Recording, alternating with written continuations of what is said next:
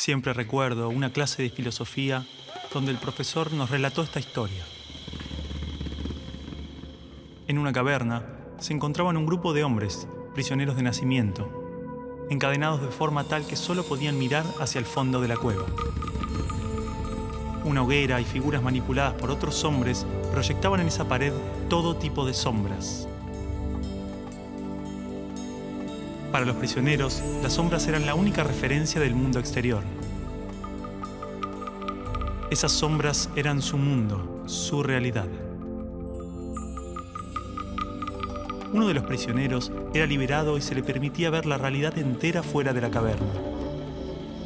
¿Qué tanto tiempo le tomaría acostumbrarse al exterior después de toda una vida de encierro? Posiblemente su reacción sería un profundo temor a la realidad.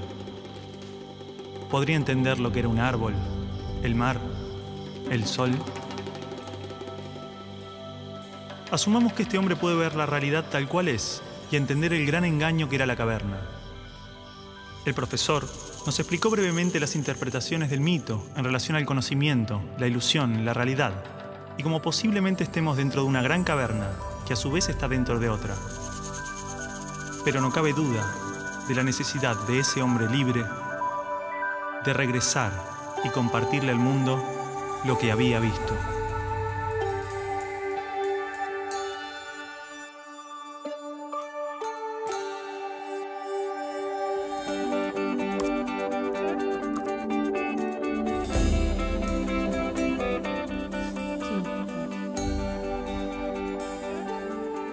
Bueno, y es así como en su 11ª tesis él llega a la idea de que el filósofo no solo tiene que entender la realidad, sino que tiene que llegar a transformarla. ¿Sí? Medios de comunicación, miles de libros, todos los discursos políticos, organismos internacionales, expertos, filósofos, páginas de internet. Todos coinciden en la importancia de la educación. Se invierte en capacitaciones, mejoras edilicias e investigaciones. Se compran libros, netbooks, pizarras digitales. Se dictan cursos, suben salarios, bajan salarios. Se imitan modelos extranjeros. Todo para mejorar la educación. Esto no evita que haya tantas escuelas como realidades sociales. Escuelas marginales, para pobres, escuelas depósito. Escuelas para obreros, profesionales, escuelas de clase media. Escuelas públicas y privadas. Escuelas para ricos, escuelas de la élite. Gran parte pretende incluir y contener a la mayor cantidad de estudiantes. Muchas otras se concentran en formar trabajadores de diferentes jerarquías. Y solo unas pocas se dedican a los supuestos resultados de excelencia. Más allá de sus diferencias, todas trabajan y aspiran a un ideal de escuela común. ¿Hasta qué punto esta escuela ideal nos ayuda a desarrollarnos individual y colectivamente? ¿Realmente este paradigma educativo busca que las personas tengan una buena calidad de vida y trabajen para la mejora de su comunidad? ¿Hay otro tipo de escuela que lo logre? ¿Hay alguna educación pensada con estos ideales? Esto nos llevó a abrir las puertas de un mundo oculto para muchos de nosotros. Esta película es parte de un proceso que posiblemente no tenga fin, una pregunta que seguramente no tenga respuesta, una búsqueda sobre cuál es la naturaleza del aprendizaje y la educación, qué errores cometimos y principalmente qué ideas nos sirven para seguir buscando, seguir aprendiendo.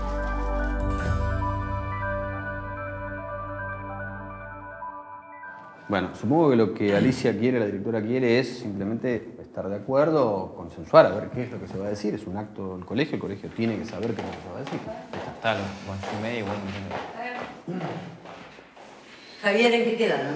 Bueno, yo les propongo a los chicos, como ejercicio, que escribieran un texto, ¿no?, contándonos cuál era el balance de estos años en la escuela. Y eso es. Muy poco de lo que pasa en nuestra escuela es verdaderamente importante. Nos enseñan a estar lejos unos de otros y a competir. Padres y maestros no nos escuchan. Por todo eso decimos basta. La educación está prohibida.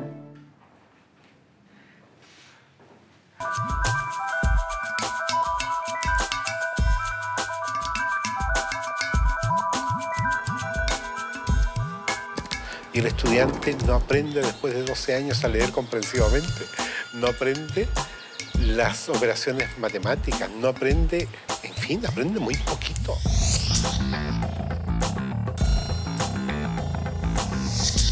¿qué es lo que hace que el estudiante fracase en la escuela?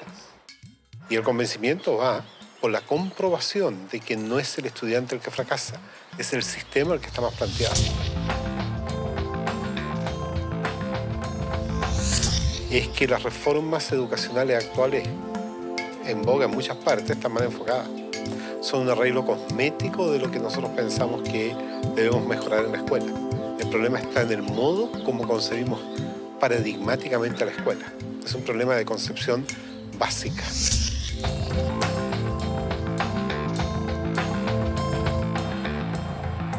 Las escuelas y los colegios de América Latina no son más que espacios de tedio y aburrimiento. Y yo siempre los invito a que pasemos por los colegios para que miremos una caricatura que hay que romper. Y es el maestro en un tablero dictando clases en pleno siglo XXI. Eso no tiene sentido. Una materia estática, una materia que no tiene movimiento, una materia que dice solamente palabras. Yo soy el adulto, yo soy el que les va a dar a ustedes esta información. Esto lo tiene que saber así como está, porque es así. Ustedes son los niños a callar y obedecer. ¡Silencio! ¡Cállese! ¡Que usted nunca sabe nada! No buscan, por así decir, otro desarrollo que el desarrollo curricular. Están muy centrados en los propios contenidos. Quien no aprende a leer y escribir y calcular, entonces no está educado. No, porque solamente focaliza el trabajo en algunas capacidades, en algunas áreas.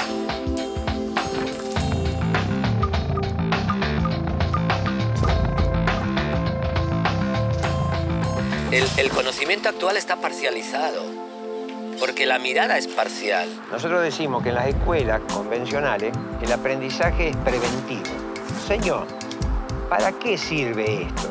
Y la maestra le dice, algún día lo podés necesitar. Pero estos conocimientos hemos visto de que no duran ni prevalecen durante mucho tiempo. Hoy en día los paradigmas están cambiando muy rápido. El conocimiento está cambiando permanentemente. Entonces, lo que ha pasado es que los sistemas educativos no han cambiado tan rápidamente como el resto de la sociedad. Ahí es donde está el problema de fondo. En las escuelas normales y en las facultades de educación nos dijeron que un objetivo es aquello que es medible, cuantificable y observable. Entonces empezamos a buscar la regla que nos permita medir los objetivos. Y eso se llamaron calificaciones, ya sea una A, una carita feliz, una carita triste. Pero la lógica siempre va a ser la misma. ¿Comparar qué? Comparar el sujeto, sus aprendizajes, frente a una escala estandarizada que mide ¿qué? Si cada sujeto es único, singular e irrepetible. Busca que un número defina incluso la calidad de persona que eres.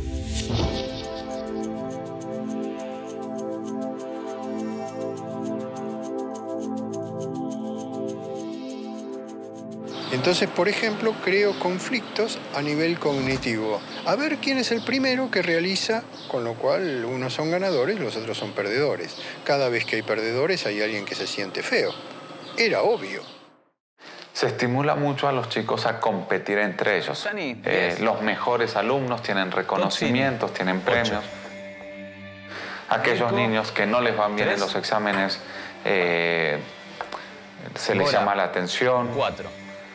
En muchos casos ni siquiera son tenidos en cuenta.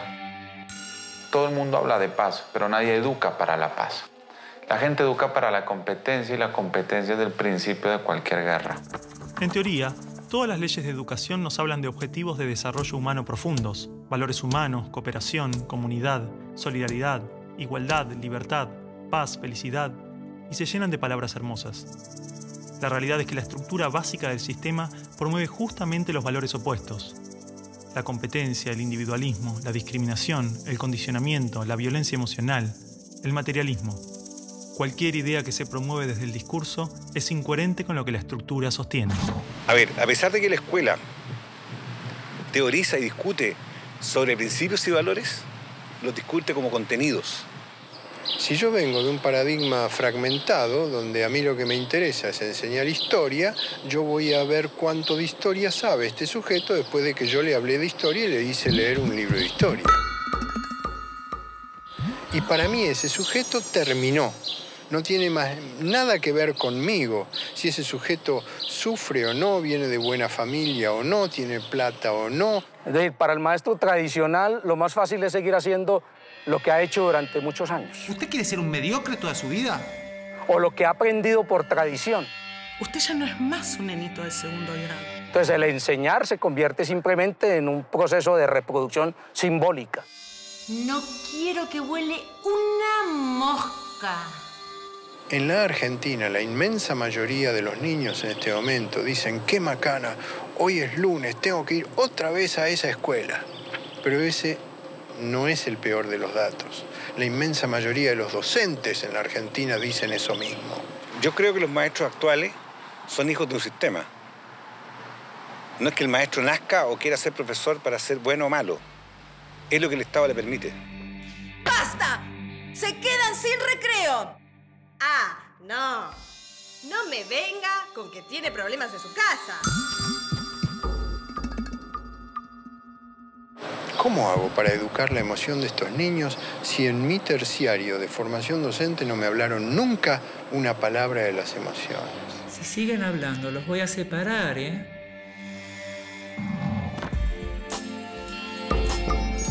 No quiero que vaya a la escuela a perder el tiempo. No quiero que vaya a pasar un mal momento. Es decir, en estos momentos un niño de 8 años pasa en la escuela más horas que un universitario en la universidad. No tiene sentido ninguno, no hay tantos conocimientos que aprender en la escuela. La escuela, entonces, no es ni siquiera el lugar de formación. Es la gran guardería, o como lo llamo yo, un gran parqueadero de niños. Pienso que son cárceles, ¿no? O sea, pienso que es horror pensar que hay que encerrar a los niños, que hay que tener guardias ahí custodiándolos para que no se escapen. Y entonces cada vez se encierra más.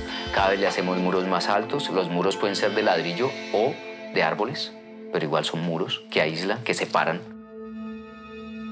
Quiero que la escuela sea para él un espacio de crecimiento personal y no un lugar en donde se lo adiestre para una futura escuela secundaria y luego para una universidad y luego para el trabajo. ¿Y luego para qué? ¿No? Pero es mucho más fácil decir, ahora se callan, ahora abran el cuaderno, ahora agarren el lápiz rojo, lo cual es un adiestramiento canino. Eso no es educación.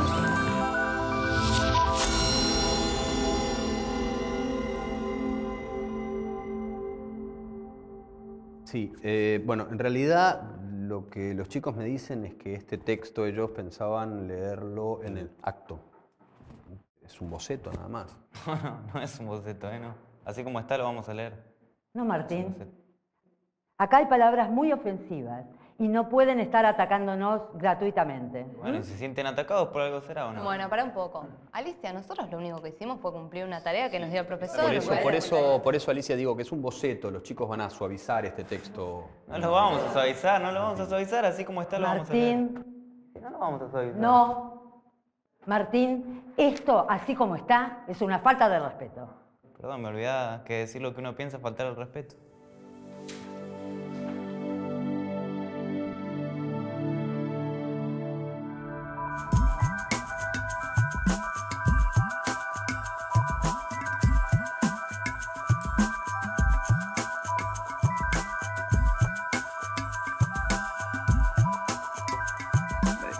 Esto casi no se sabe, pero la educación pública, gratuita y obligatoria fue inventada en algún momento de la historia. Antes no existía. La educación en la antigüedad distaba mucho de lo que hoy entendemos por educación. En Atenas clásica, por ejemplo, no había escuelas. Las primeras academias de Platón eran espacios de reflexión, conversación y experimentación libre. La instrucción obligatoria era cosa de esclavos. Por otro lado, la educación en Esparta era más parecida a una instrucción militar. el Estado se deshacía de quienes no alcanzaban los niveles esperados.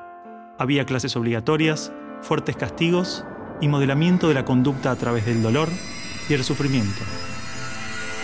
Antiguamente la educación estaba en manos de la Iglesia Católica, por lo menos en el mundo cristiano occidental. Y fue recién en el siglo XVIII, en una época de la historia que se llama despotismo ilustrado, seguramente lo escucharon en el colegio, en donde se creó el concepto de educación pública, gratuita y obligatoria. La escuela como la conocemos nace a fines del siglo XVIII y principios del siglo XIX en Prusia. Con el fin de evitar las revoluciones que sucedían en Francia, los monarcas incluyeron algunos principios de la Ilustración para satisfacer al pueblo, pero manteniendo el régimen absolutista. La escuela prusiana se basaba en una fuerte división de clases y castas. Su estructura, heredera del modelo espartano, fomentaba la disciplina, la obediencia y el régimen autoritario. ¿Qué buscaban estos déspotas ilustrados? Un pueblo dócil, obediente, y que se pudiera preparar para las guerras que hubieron en esa época entre todas las naciones que estaban naciendo. Por ejemplo, Catalina la Grande de Rusia llamó a los enciclopedistas franceses a preparar esto mismo. Diderot, uno de los más famosos, estuvo allí para armar este paquete, ¿sí?, formador, no de ciudadanos, sino que de obedientes súbditos de estos estados. Las noticias del exitoso modelo educativo viajaron rápido, y en pocos años, educadores de América y Europa visitaban Prusia para capacitarse. Con el paso del tiempo, el modelo se expandió a nivel internacional. Muchos países importaron la escuela moderna con el discurso del acceso a la educación para todos, elevando la bandera de la igualdad, cuando justamente la esencia misma del sistema provenía del despotismo, buscando perpetuar los modelos elitistas y la división de clases. Ese es el origen de la educación pública. Fíjense ustedes que Napoleón, un poco posterior, y enemigo jurado de todos estos déspotas, hizo lo mismo. Él lo decía con todas sus letras. Yo quiero formar un cuerpo docente para poder dirigir el parecer de los franceses. ¿Se entiende? Él lo tiene claro. Y eso opera, se sepa o no se sepa, hasta el día de hoy. La escuela nace en un mundo positivista regido por una economía industrial. Por lo tanto, busca obtener los mayores resultados observables con el menor esfuerzo e inversión posible, aplicando fórmulas científicas y leyes generales. La escuela era la respuesta ideal a la necesidad de trabajadores, y los mismos empresarios industriales del siglo XIX fueron quienes financiaron la escolarización obligatoria a través de sus fundaciones. ¿Dónde coloco los hijos de estas personas para que puedan trabajar? ¿Cómo educamos en que aprendan a leer? ¿Cómo creamos obreros inteligentes?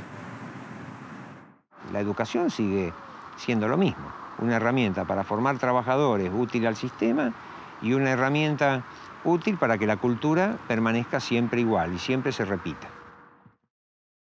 Lo cual es conservar la estructura actual de la sociedad.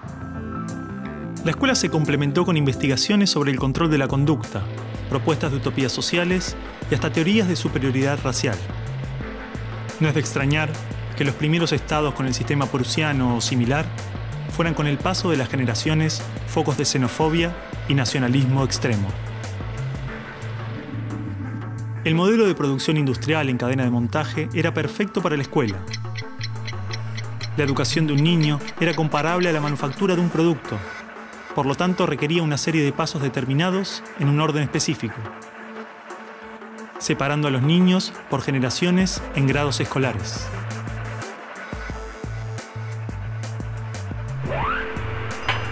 Y en cada una de estas etapas trabajaría sobre determinados elementos, contenidos que asegurarían el éxito, pensados minuciosamente por un experto.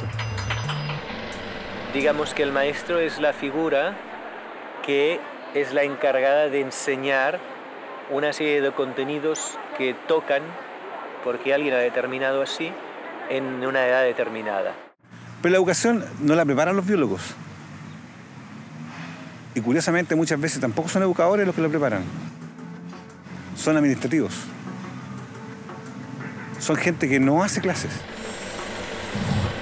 En esta cadena, una persona estaría a cargo de una pequeña parte del proceso, insuficiente como para conocer el mecanismo en su totalidad, ni a las personas en profundidad. Un docente por año, por materia, cada 30 o 40 alumnos, llegando al punto de que el proceso termine siendo meramente mecánico. La educación, como la estamos viendo hoy, es administrativa. Hay alumnos que llegan, profesores que hacen clase, alumnos que se van, profesores que se van y al día siguiente se repite el ciclo. Un profesor estatal es un funcionario en que la autoridad le dice usted tiene que enseñar esto, esto, esto y de esta forma. Porque hay que repetírselo a demasiados niños con un profesor de demasiadas horas de clase y con pocas horas de atención de alumnos en forma privada. Entonces va a dirigir siempre a un grupo colectivo. Porque evidentemente si tengo 30 niños, no puedo pretender que todos los 30 niños quieran hacer lo mismo al mismo tiempo. Este sistema de cadena de montaje, que nace con el taylorismo, fue aplicado tanto en la industria, la escuela y el ejército de diferentes países y culturas de Occidente. Hasta hace pocas décadas la escuela tenía estas cosas de cuartel y de asilo. Incluso el recreo termina con un timbre anónimo, no humano, que indica a los niños que deben adiestrarse poco a poco para pararse en una determinada baldosa detrás de determinada cabeza para formar una fila, generalmente de menor a mayor. Durante los últimos siglos, hemos construido nuestras escuelas a imagen y semejanza de las prisiones y las fábricas, priorizando el cumplimiento de las reglas, el control social. La escuela se pensó como una fábrica de ciudadanos obedientes, consumistas y eficaces, donde poco a poco las personas se convierten en números, calificaciones y estadísticas. Las exigencias y presiones del sistema terminan deshumanizándonos a todos, porque van más allá de los maestros, directivos o inspectores escolares. Están considerados grupos homogéneos, con contenidos homogéneos que tienen que obtener resultados parejos. Que todos tenemos que saber lo mismo. A pesar de que los adultos no sabemos todo lo mismo, a pesar de que no nos dedicamos todo a lo mismo, en las escuelas todos tienen que querer hacer lo mismo y hacerlo igualmente bien. Entonces la escuela tiene poca capacidad de responder a las necesidades individuales, porque la escuela instruye. Es un centro de instrucción y es lo que hace. El que no aprende, se queda. Esa es la realidad. Esto de alguna manera ya implica que el sistema educativo es un sistema de exclusión social.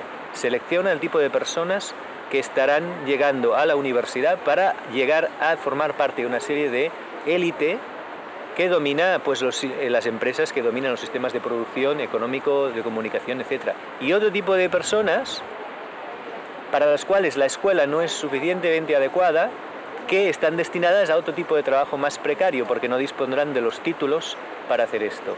El sistema y los estados no les preocupa eso. No, honestamente, no les preocupa el ser humano como persona, como individuo. Y en esos términos, toda educación que busque otra cosa tiene que ser prohibida. La realidad es que la esencia de la escuela prusiana está inmersa en la estructura misma de nuestra escuela. Los test estandarizados, la división de edades, las clases obligatorias, las currículas desvinculadas de la realidad, el sistema de calificaciones, las presiones sobre los maestros y niños, el sistema de premios y castigos, los horarios estrictos, el encierro y la separación de la comunidad, la estructura verticalista. Todo esto sigue siendo parte de las escuelas del siglo XXI. La escuela está cerrada al mundo exterior. Te explicaba el título de mi libro, del mapa escolar al territorio educativo, para indicar esa fábula del cartógrafo que cuenta Borges, que empieza a ser un mapa de un territorio determinado y se entusiasma de hacerlo lo más perfecto posible. El mapa termina reemplazando al territorio. Entonces hoy día la escuela se enclaustró, se metió dentro del mapa. ¿Qué es lo que enseña? Verdades que están en el mapa, no en el territorio. Escuela no es sinónimo de educación. La escuela podrá ser un viejo mapa a la sabiduría, pero la educación es el territorio donde todo el aprendizaje sucede.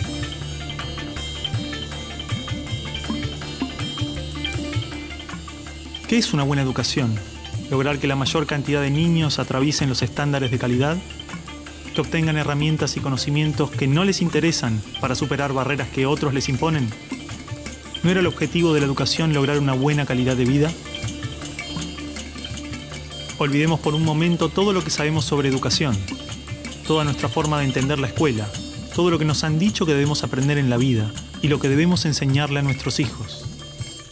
Empezar a ver cada cosa, a revisarla como si nunca la hubiéramos visto. O sea, cada acción, cada actitud, cada costumbre. Si no estuviéramos haciendo las cosas como las estamos haciendo porque siempre las hicimos así, ¿cómo las haríamos hoy? ¿No? Es como sacudirse la cabeza y decir, bueno, empezamos de nuevo.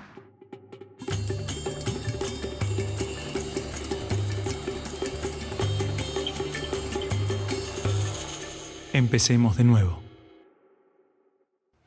A ver, chicos, tienen que entender que el discurso que escribieron es algo que le puede molestar a mucha gente. Bueno, está bien, pero si es lo que sentimos y lo escribimos así, ¿por qué no lo podemos leer así? Son nuestras palabras, lo que pensamos. ¿Cuál es el problema ahora? Cargo de lo que escribimos ahí también. Si de última no lo dicen en tu clase. Pará un poco, Martín, porque te conozco. Te molesta todo en esta escuela. Te molesto yo, te molestan los profesores, te conozco bien. No, vos a mí no me conocés. Sí, te conozco. No, no me conocés.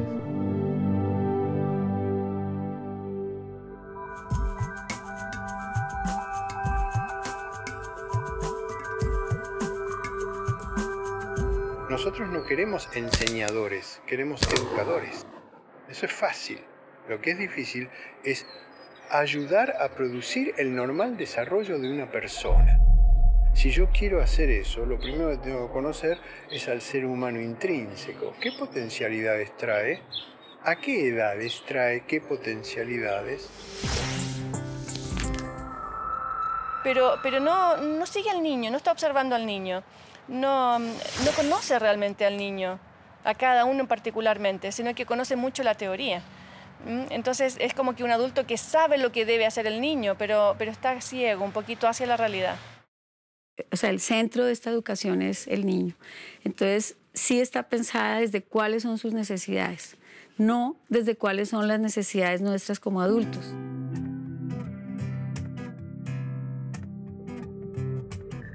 Los chicos desde que nacen con esa capacidad de crear. Son creativos y observadores y curiosos. Y en la escuela pueden pasar dos cosas: que se acompañe ese proceso y se propicien actividades para desarrollar esa capacidad, o se la frustre. De hecho, podríamos caracterizar que el ser humano propende a aprender. Incluso podemos decir más todavía, no es ningún mérito del ser humano aprender. Más todavía, es que no puede no aprender. Tú lo ves, él todo el tiempo te está preguntando, ¿y esto por qué? ¿Y esto por qué? ¿Y esto por qué? No es que uno tenga que inculcarle a él las ganas de preguntar, él lo tiene en su esencia. ¿Ya? Basta que tenga órganos sensoriales y percibe, ¿no es verdad? Basta que tenga su cerebro y piensa y razona, e imagina, crea, fantasea. Pero en la escuela se consigue justamente acallarlo.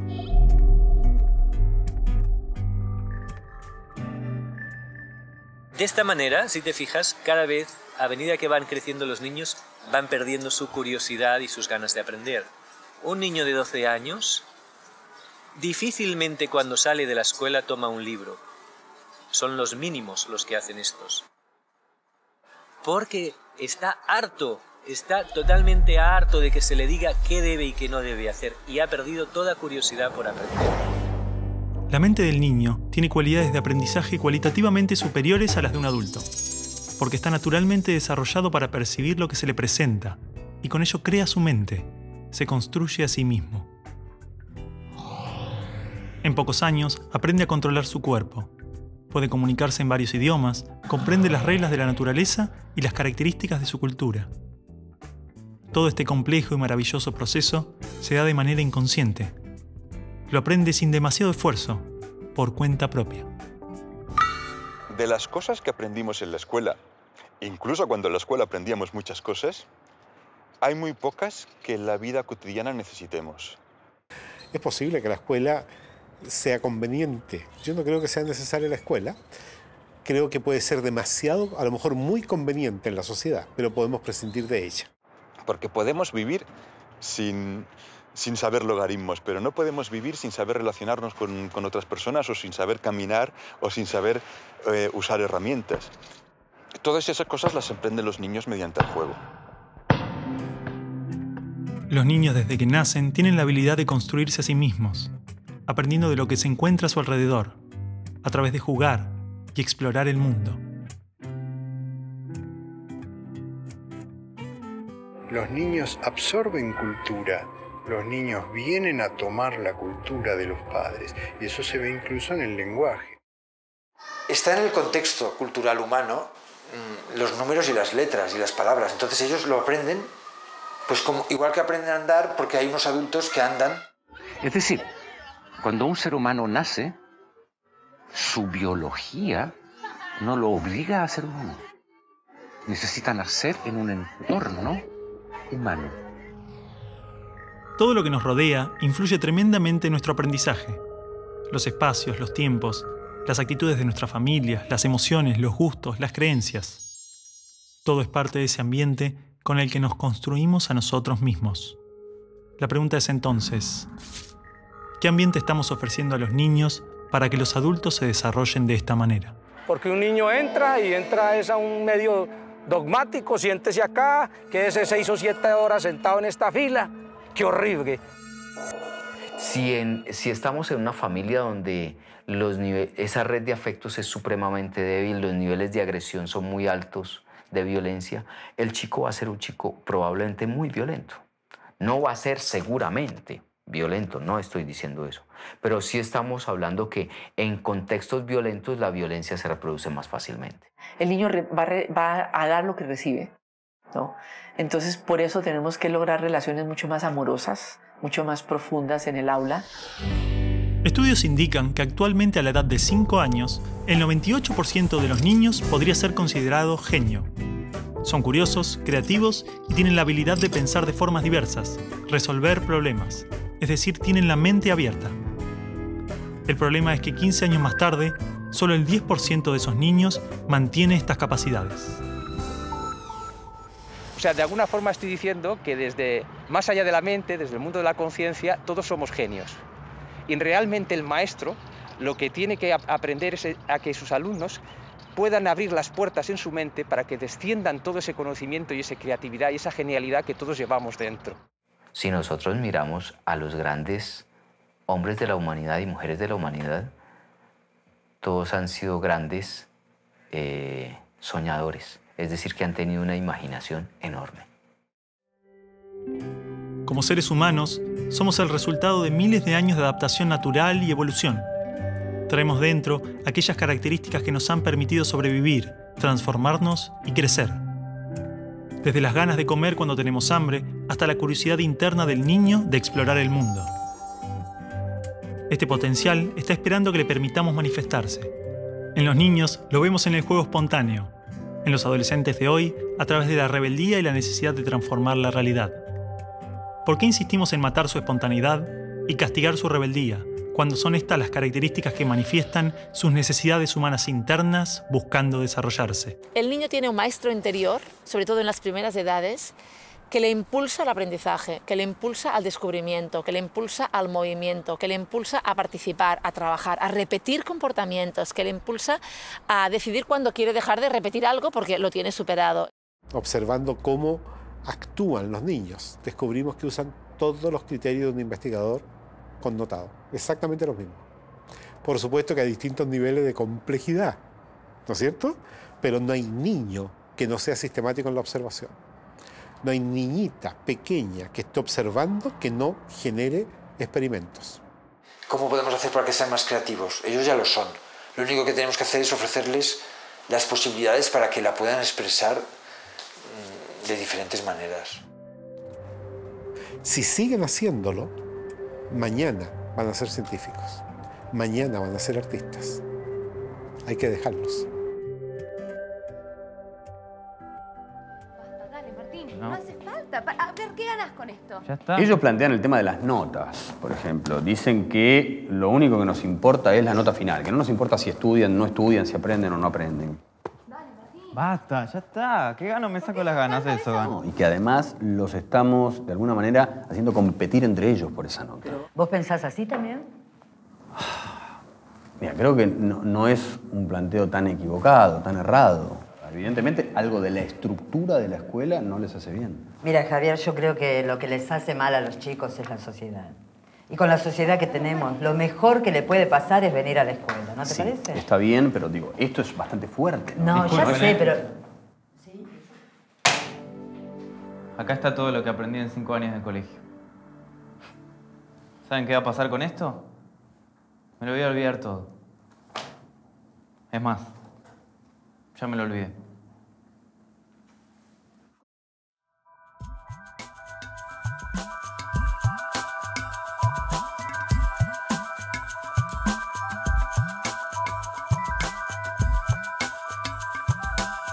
Entonces la educación nace así, en colocar más información porque creemos que esa información es necesaria. La pregunta que yo hago es, ¿cuánto nos acordamos nosotros de lo que nos enseñaron en la enseñanza básica, por ejemplo? ¿Cuánto nos acordamos de los contenidos enseñados en la enseñanza media? Es que la manera en que usted lo introduce no motiva a nadie. Y el estudiante cree que lo único que tiene que hacer es repetir, repetir, repetir, hasta que eso se le meta en la cabeza. Repitan. A ver. Actinio, AC, 3, mental. Actinio, AC, 3, mental. A ver. Cuando yo repito, algo que me dicen que tengo que repetir, simplemente me transformo en un repetidor. Ácido desoxirribonucleico. Ácido desoxirribonucleico. Ácido desoxirribonucleico. Comprenda o no comprenda, no interesa. Porque lo que importa es que yo diga de la misma manera lo que está dicho. Desoxirribonucleico. Ácido desoxirribonucleico. Ácido desoxirribonucleico. Si yo le exijo a un niño más de lo que él puede dar, empiezo a generar estrés en este niño. Ácido desoxirribonucleico. Ácido desoxirribonucleico. Ácido desoxirribonucleico. Ácido desoxirribonucleico. Ácido desoxirribonucleico. Aprender se convierte en un proceso fastidioso, en un proceso difícil y dejo de aprender. Todo lo que tú puedas aprender en el colegio, en el día a día, pasa a segundo plano si no es parte de tu decisión, si no es parte de tu opción. Son conocimientos fríos, son palabras que pueden irse con el tiempo. La información o el saber podemos almacenarla en nuestro cerebro, un libro o una computadora. Pero la comprensión es una herramienta en constante crecimiento, con características únicas que varían según cada persona. Implica crear y establecer relaciones entre criterios, y así resolver problemas. Y construir nuevos conocimientos. Los niños no eran autómatas que simplemente copiaban o repetían las cosas porque sí, sino que realmente había como más conciencia de parte de ellos de lo que estaban haciendo. Ese concepto va a entrar en él, lo va a asumir de una manera relacionada con su vivencia. Si no se disfruta del aprendizaje, no hay auténtico aprendizaje. Y sobre todo, la genialidad que cada alumno lleva dentro no puede descender y no puede enriquecer al resto de la clase ni al propio maestro. El aprendizaje profundo solo puede estar fundado en el interés, la voluntad, la curiosidad, y se origina más allá de las fronteras de la razón. Es mucho más que analizar o relacionar conceptos. Aprender implica un profundo proceso, donde se crean relaciones entre la persona y su entorno. Porque es que hay un principio también que maneja la neurociencia. Lo que más le gusta al cerebro humano es conocer, pero cuando conoce con dicha, goza y placer, que es el aspecto de la lúdica. Hemos partido del cerebro emocional para ir al cerebro lógico. Y esa lógica es válida, es buena, es más compleja.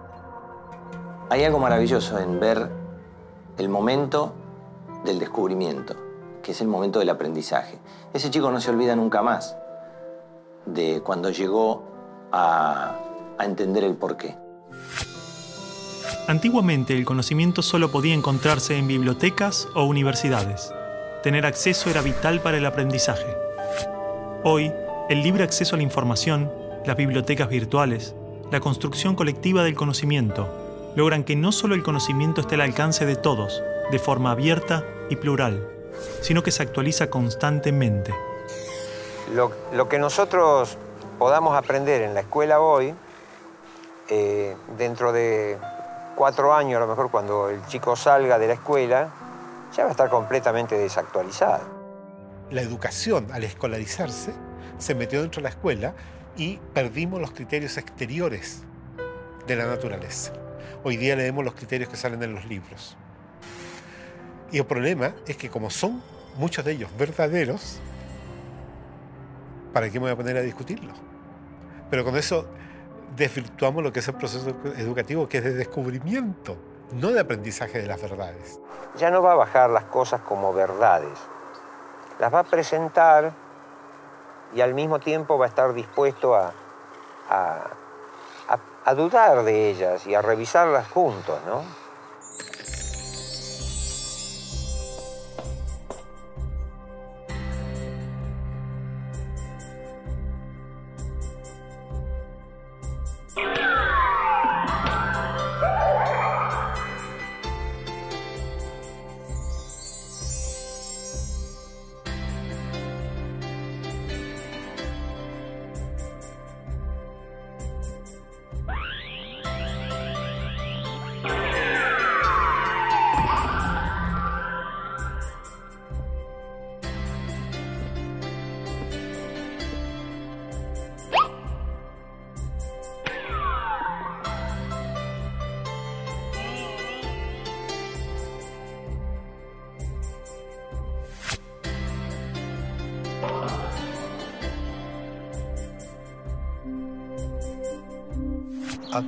A todo nivel, el ser humano siempre aprende lo que hace.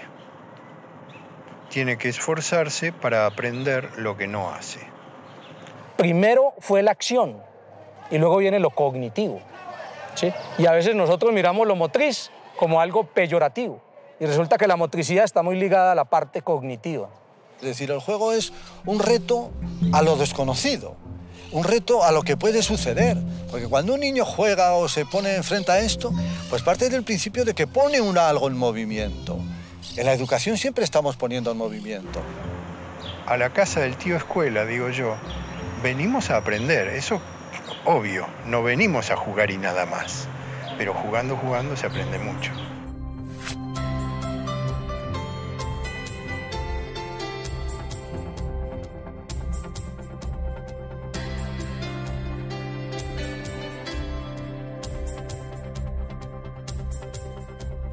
Estudiamos a través de salir a la naturaleza, buscar las cosas, explorar, encontrar, vivenciar. Cuando tú trabajas y conectas con la naturaleza a los niños, todo sale. Ir a esa escuela es un placer porque todos los días tenemos tantas cosas para experimentar, para investigar, para agradecer que estamos vivos. La tarea del educador entonces consistirá en todo momento mostrar misterios, mostrar situaciones en la naturaleza que, aunque estén descritas ya por la ciencia, no lo están para el educando. De tal manera que el educando se sorprenda frente a algo y trate de encontrarle una explicación. Se ha generado todo un movimiento de décadas llamado escuela activa, donde el niño hace, produce, sale del banco. Pero esto no es nuevo, esto lo escribió Piaget en los años 50. No se pone en práctica porque da fiaca. A principios del siglo XX surgieron variados movimientos en la pedagogía. Exponentes de diversas partes del mundo desarrollaron experiencias educativas concentradas en la acción, la libertad del niño y la construcción autónoma del aprendizaje, replanteando toda la estructura de la escuela tradicional. Pero a mediados de siglo, todas estas ideas transformadoras comienzan a caer en el olvido con el miedo a los estados totalitarios. Bueno, el método está centrado en que el niño es el que aprende, totalmente. Necesariamente tienen que haber objetos físicos, objetos concretos con los que el niño manipule, que el niño experimente. Todo en la primaria es operativo. todo es operativo, todo es con material concreto. El niño, en la medida en que se equivoca, se va a ir dando cuenta, porque el material mismo es autocorrector. Y normalmente el adulto no es el que debiera estar corrigiendo al niño, es el mismo niño el que tiene que estar corrigiéndose a sí mismo. Ahora, también existe mucho la corrección de parte de otros niños. Yo creo que desde el punto de vista educativo son bienvenidos los errores y las equivocaciones. De hecho, la ciencia tiene más errores y equivocaciones que aciertos. Es verdad que avanza, sabemos nosotros que puede avanzar cuando hay un acierto, pero los errores son los que permiten que los científicos puedan avanzar. Viendo a los niños cuando dicen, no importa si yo me equivoco, porque estoy aprendiendo, porque nadie tiene que ganar aquí, sino todos estamos para mejorar. El inventor de la bombilla eléctrica tuvo más de 1000 intentos fallidos antes de hacer funcionar la bombilla. Cuando un periodista le preguntó qué se sentía fracasar 1000 veces, él respondió: no fracasé 1000 veces, la lámpara eléctrica es un invento de 1000 pasos. Al igual que un descubrimiento científico, la educación informal es el resultado de un proceso profundamente caótico, donde el hombre busca un orden causal, lógico, pasando del caos al orden alternadamente.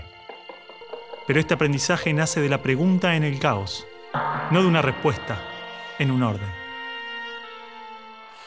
La sociedad, cuando nosotros nacemos, la sociedad nos vuelve más ignorantes porque nos da respuestas a estas preguntas y nos da respuestas prefabricadas en la filosofía, en la política y hasta en las religiones.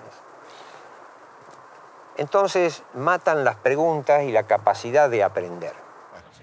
Yo creo que de manera sintética podríamos decir que la escuela está orientada a la respuesta. En cambio, los procesos educativos que ocurren fuera del ámbito de la escuela, pero que también dentro de ella, están orientados hacia la pregunta, hacia la indagación, en que la respuesta viene, pero no es lo medular del proceso.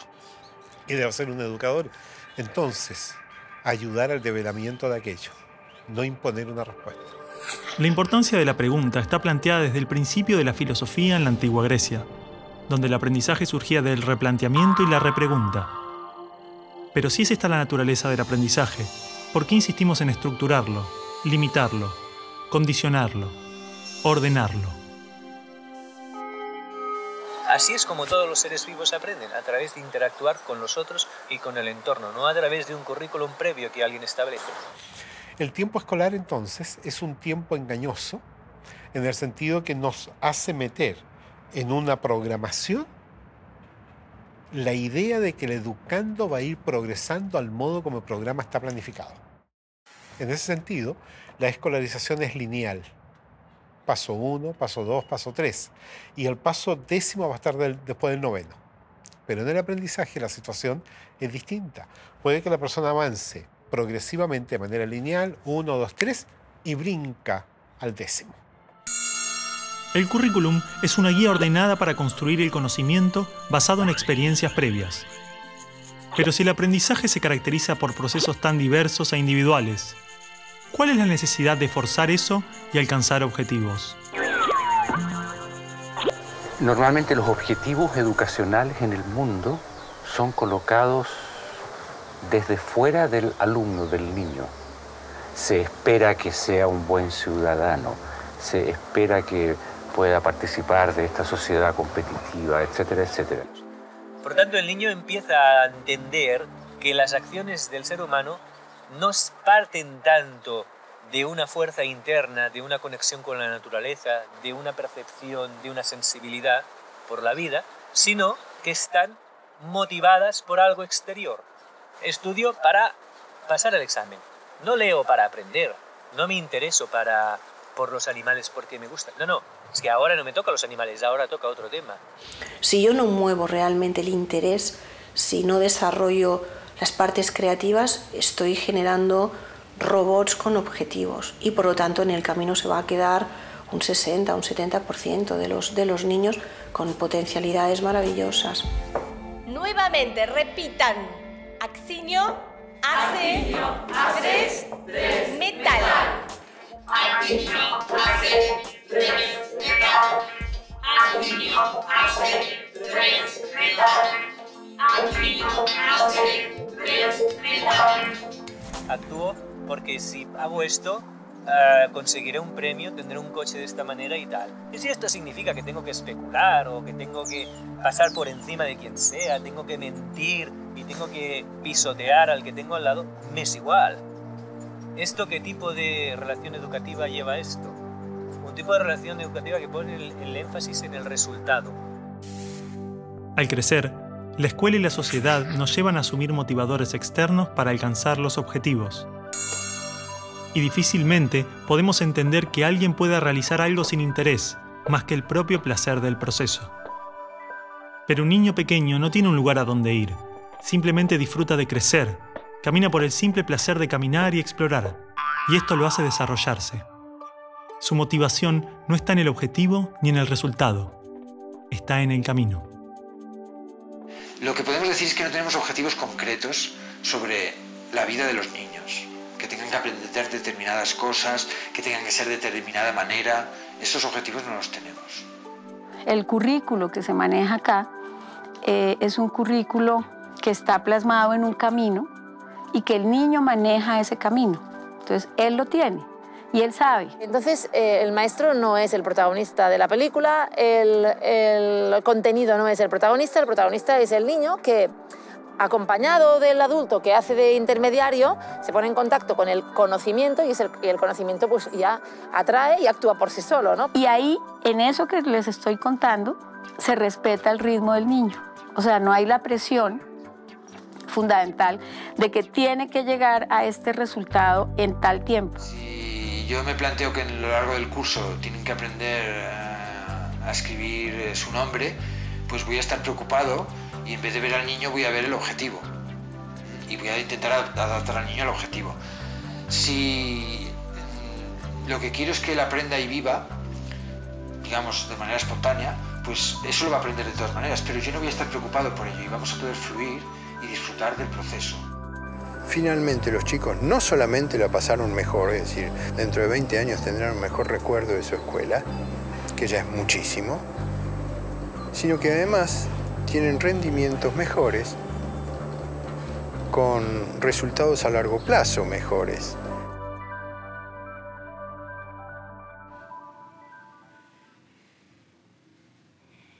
A ver, Micaela, ¿por qué insistís con lo del discurso ese? Porque quise expresarme, poner lo que pienso, lo que siento. Mi amor, todos queremos hacer lo que sentimos. Y muchas veces nos toca hacer cosas que no nos gustan. No, disculpame, pero yo no opino igual que vos. Bueno, yo te entiendo. Escúchame, Micaela, ¿no querés recibirte, tener un título, una profesión, ser alguien en la vida? Pero yo ya soy alguien en la vida.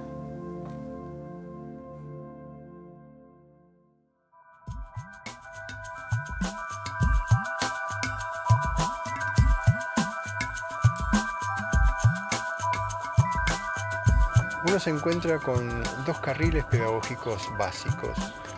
Uno que es debo adaptar el niño a la cultura y otro que es debo adaptar la cultura al niño. Léase derecha e izquierda pedagógicas. Es así de sencillo. Y en algún lugar del medio debe estar la verdad. La escuela construyó sus cimientos sobre una idea fundamental que trasciende a toda su estructura: la noción de que los niños están vacíos, y en consecuencia, su individualidad puede ser rota y reformada, intervenida acorde a necesidades externas. El niño ha sido considerado un objeto de estudio, una rata dentro del laboratorio de socialización más grande de la historia, cuyo principal objetivo fue modelar al ser humano. Esto es muy humano, ¿no? Pensar que el bosque, si no lo cuidamos, se estropea. El bosque, con dejarlo tranquilo, es suficiente. Siempre, todo lo que tenemos de bosque es porque el ser humano no ha intervenido. Pero el ser humano cree que interviniendo hace más, hace mejor las cosas. Dentro de la semilla de un árbol se encuentra toda la información que este ser necesita para desarrollarse. El ambiente que lo rodea contiene todo lo que ese árbol necesita para crecer, pero este desarrollo depende de la estructura interna de esa semilla. Todas las reacciones a las condiciones externas están planificadas en el interior de cada ser, tanto de un árbol como del hombre. La formación de los órganos vitales, la estructura ósea, Los tejidos, las características básicas de cada uno de nosotros son el resultado de un proceso interno, autónomo, que no requiere la intervención del ser humano, donde la madre solamente satisface los recursos necesarios, pero no dirige. Cualquier célula tiene una estructura interna que le permite saber inconscientemente qué necesita en cada momento, cómo ha de ser el entorno a su alrededor, para satisfacer las necesidades internas de la célula, expresadas genéticamente, para que esa célula pueda llegar a ser lo que en potencia ya es. Es decir, el objetivo de la vida es vivir y autorrealizarse. Para eso ese organismo necesita encontrar un entorno que respete, que satisfaga esas necesidades internas. Había un jardinero que tenía tanto amor a las plantas y entonces las cuidaba tanto que iba allí y en cuanto empezaban a brotar iba estirando del tallo. ¿Qué sucedió? Todas o se deformaron o murieron. O sea, el crecer es innato. No tienes que estirar a nadie, no tienes que hacer que saque nada. Solo tienes que procurar que le llegue lo necesario. Para sobrevivir, esta célula tiene ciertas necesidades básicas: alimento, seguridad y tal vez el elemento más importante que ha hecho posible toda la evolución biológica: el amor. Una vez que la célula cuenta con estos recursos, comienza a desarrollarse, a autorrealizarse. El amor es necesario en todo momento del desarrollo de la vida. En su gestación es la compañía y la protección del útero. Luego es el contacto corporal, el apoyo emocional, expresiones, gestos, sonidos, hasta el entendimiento, la aceptación, el respeto y la confianza en el otro. Si el amor es vital para el desarrollo y el aprendizaje, ¿por qué generalmente intentamos educar con amenazas, castigos, tensiones, olvidando el amor? ¿Y qué hacemos los adultos? Tenemos que conseguir que haga lo que nosotros queremos. Y ahí entran los premios y los castigos. No, yo te evaluaré y te pondré un examen y tú tendrás que pasar el examen. Y si no lo pasas, llegarán unas notas, unas calificaciones malas que tus padres cuando las vean te reñirán y bla, bla, bla, bla, bla, y habrá una serie de consecuencias. No, nos falta capacidad de amar. Entonces, normalmente amamos de un modo estrecho. O sea, yo te amo si coincides conmigo, si no, no te amo. Este es nuestro modo normalmente de amar. Cuando la persona no se siente amada o tiene conflicto en esto, crea una representación de sí mismo. Va contando algo de él que no es él. Entre más intenso el dolor, más lejos la representación de la persona real. Si me obligan a hacer toda una serie de cosas con las cuales yo no estoy para nada interesado, aunque se me intente motivar extrínsecamente a través de premios, castigos, notas o caramelos, mi necesidad puede ser otra. Pero esta necesidad yo no la puedo atender porque se me está obligando a hacer otra cosa. Con lo cual yo voy perdiendo cada vez la conexión con mis propios recursos, con mi propia fuerza vital. Los premios y castigos operan manipulando las necesidades básicas. Cuando no recibimos amor o protección, hacemos lo posible para obtenerlos, generando mecanismos de conducta y comportamientos que nos permiten sobrevivir. Nos condicionamos. Ese niño no estudia para aprender, no trabaja por placer, ni para realizarse. Lo hace porque si no pierde la seguridad, el amor, siente que muere. Todo su accionar pasa a estar controlado por el miedo. De alguna forma lo que se hace en la escuela actual, estoy generalizando, es sembrar ese miedo. Se pone límites a la persona en vez de todo lo contrario. Y poner límites es el miedo. En nuestra mente estructurada, cuando creamos dentro una creencia, la forma que tiene la mente para que no salirnos de esa creencia y crear fuera es el miedo. Cuando nosotros nos acercamos al borde de una creencia, sentimos miedo. Es un mecanismo de control, es un mecanismo de manipulación ética. Si tú te portas bien, yo te califico bien. Eso es un modelo conductista. Ese es el gran modelo conductista que tanto daño ha hecho a nuestra sociedad. El Manifiesto Conductista de 1913 promovía una psicología cuyo objetivo era la predicción y el control de la conducta. Mediante experimentos con ratas, animales y su condicionamiento, se desarrolló una ciencia del control social, utilizada para pensar las bases de la escolarización moderna, la publicidad, la propaganda política, el entrenamiento militar y los ejercicios de tortura. La manipulación de masas a través del miedo. todo lo que vemos actualmente en nuestro mundo, todo tiene como bases el miedo. El miedo al cambio, el miedo al progreso, el miedo a ser tú mismo, el miedo a amar, el miedo a revelar tu ser enfrente de este mundo. Entonces estamos creando una sociedad en que la gente trabaja en cosas que no le gustan por conseguir dinero, por conseguir posición. O sea, es la sociedad del autoengaño. Tengo un diploma de, tengo un título de, Y el tener es lo que nos separa realmente de nuestra identidad, es lo que nos vuelve a llevar al miedo. Tengo que aparentar que soy. Los chicos que han estado y que han salido de este tipo de escuelas nos comentan muy alegres que ellos no sienten esa presión, porque han descubierto a lo largo de su infancia y de su adolescencia que las cosas las hacen por un placer personal, por un gusto personal, por una meta personal. O sea, lo importante es estas ganas de vivir. Sin estas ganas de vivir, la vida no vale la pena, ¿no? Entonces los niños nos muestran estas ganas de vivir que como adultos hemos perdido. Así que las primeras preguntas tendrían que ser, ¿estoy cuidando las ganas de vivir de este niño o no? Es decir, cuando el niño está bien cuidado, y bien cuidado significa respetado en sus procesos vitales, acompañado por adultos disponibles, con una serie de límites que le ayudan a fortalecerse, cuando el niño está bien cuidado, el niño tiene ganas de construir cosas con los otros desde el amor. Si un niño siempre hace lo que le manda el adulto, llega un momento que ya desconecta de sí mismo. En cambio, si ellos están acostumbrados a seguir su propio impulso, siguen conectados con su interior, saben lo que quieren, saben quiénes son. Los niños, además, te llevan de la mano y te muestran realmente, te dicen lo que necesitan. Es cuestión de escucharlos y de colaborar con ellos en su búsqueda. Una descripción de los organismos vivos es que son autopoiéticos, sistemas con la propiedad de producirse a sí mismos continuamente, y las relaciones que se dan entre ellos nunca son instructivas, sino de vida, despliegue y progreso.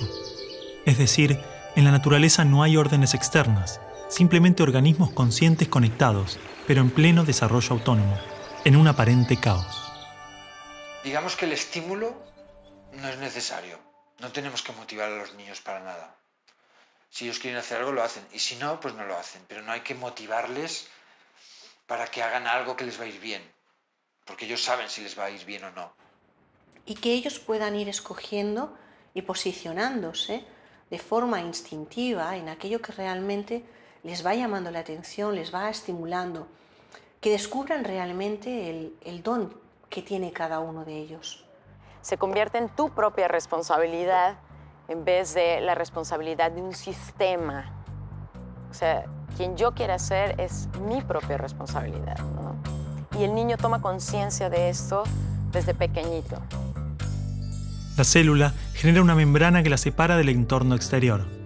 Esta membrana es semipermeable, es decir, permite que ingrese lo que necesita del entorno cuando lo necesita.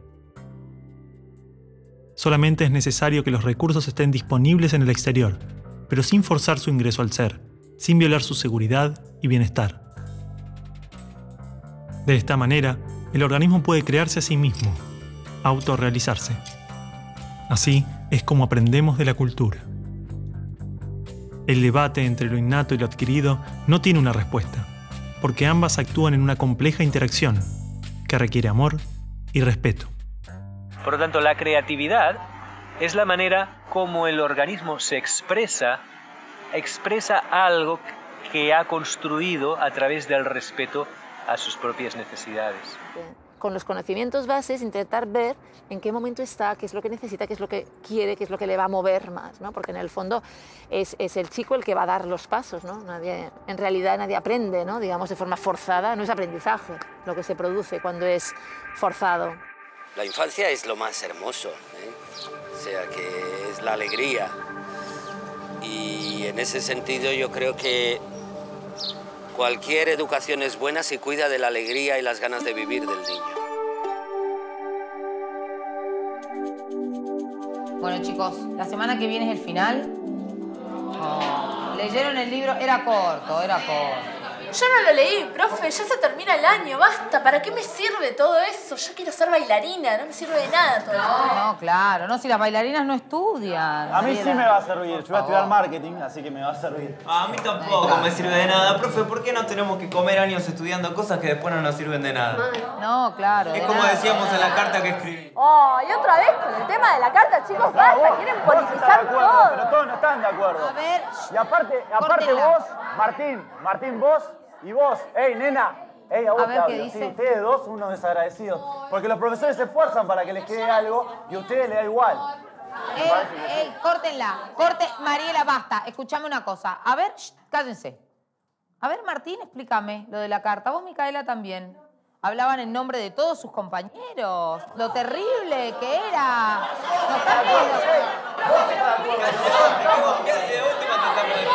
Ahí está. ¿Qué querés, Juan?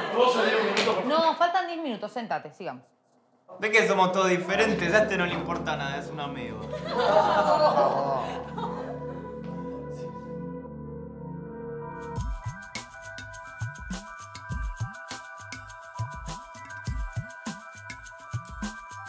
¿Por qué es necesario que los niños estén agrupados por edades? Porque hay un implícito detrás de esto. El implícito es que los niños de la misma edad tienen las mismas afinidades, tienen las mismas capacidades, son iguales. Claro, si tú a un niño pequeño le pones en un entorno para hacerle creer que él es igual que los demás y todos sus esfuerzos van a que él vea que es igual, el niño se va a sentir igual y va a tender a comportarse igual, a homogeneizarse. Este niño habla demasiado, tendría que ser más silencioso. Este niño habla poco, tendría que ser más hablador. Este niño juega poco, tendría que jugar más. Este niño es muy movido, tendría que estarse más quieto. Haga lo que haga, parece que esté mal, que tiene que acabar siendo el niño estándar que hace exactamente la mitad de todo. Somos iguales como individuos en tanto biológicamente somos una especie, pero social y culturalmente somos diferentes. Y eso no lo ha podido entender la escuela. Tienen ritmos de aprendizaje diferentes, tienen intereses y motivaciones diferentes, tienen maneras de relacionarse diferentes. Gardner ya hace unos cuantos años definió que una persona no tiene solamente una inteligencia lingüística, verbal o lógico-matemática, sino que tiene inteligencias muy diversas, entre ellas también todo lo que hace referencia a lo emocional. La diversidad, de alguna forma, expresamente nos está diciendo que todos somos originales. Somos originales como individuos y somos originales como culturas y como sociedad. El valorar eso en cada uno y que cada niño sienta que las diferencias que tienen con los demás son lo que justamente hace más rica la vida. ¿Cómo logramos que se valore esta diversidad si ni siquiera la entendemos como adultos? Que tengamos igualdad de derechos no necesariamente implica que debamos hacer lo mismo. Hoy en día, muchos niños con intereses y comportamientos diferentes a lo esperado son diagnosticados con condiciones psiquiátricas. ¿Qué nos asegura que no estamos confundiendo la diversidad en los niños con enfermedades? Es una auténtica epidemia, una moda. En algunas zonas ya hay como un 10% de niños en las escuelas tomando psicofármacos para su supuesta hiperactividad.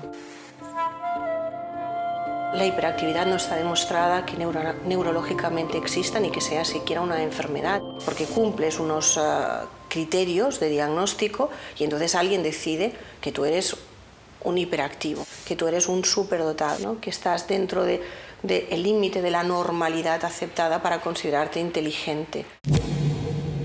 Una de dos.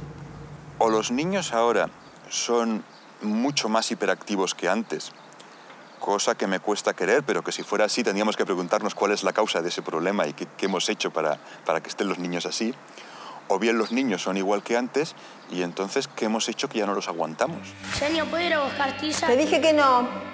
Señorita, ¿puedo ir al baño? Espera el recreo, no.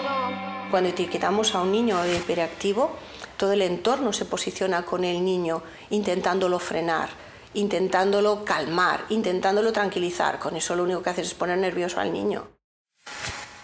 Por lo tanto, te das cuenta que realmente cuando nos etiquetan, nos encasillan y nos cortan realmente las alas de ser personas y de sacar nuestro máximo potencial.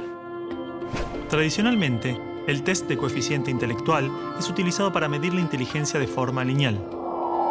De la misma forma, los exámenes miden el rendimiento en algunas condiciones. Pero estas formas de evaluar no contemplan decenas de variables que influyen tanto o más en el desarrollo y son vitales para la educación. El ser humano es un todo y requiere una visión global, una educación integral, holística.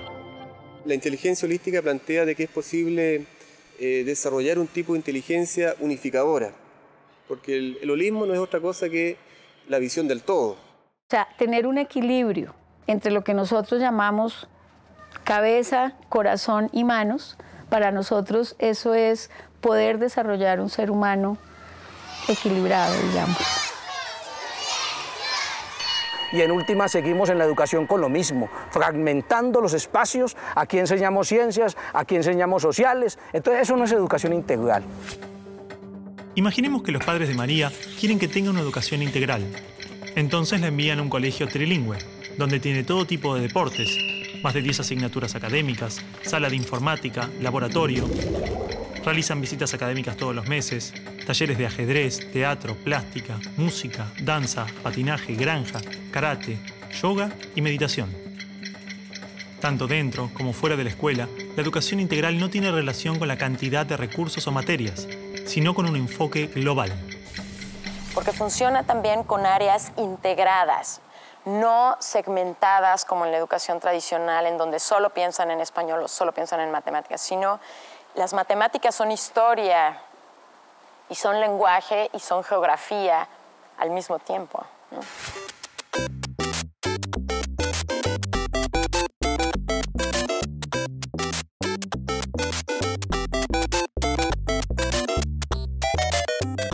Es una educación cósmica, explica Montessori, en la que todo se relaciona con todo. Entonces, si todo tiene relación con todo, yo puedo estar haciendo una cosa y aprendo de esta, y todo el tiempo estoy aprendiendo.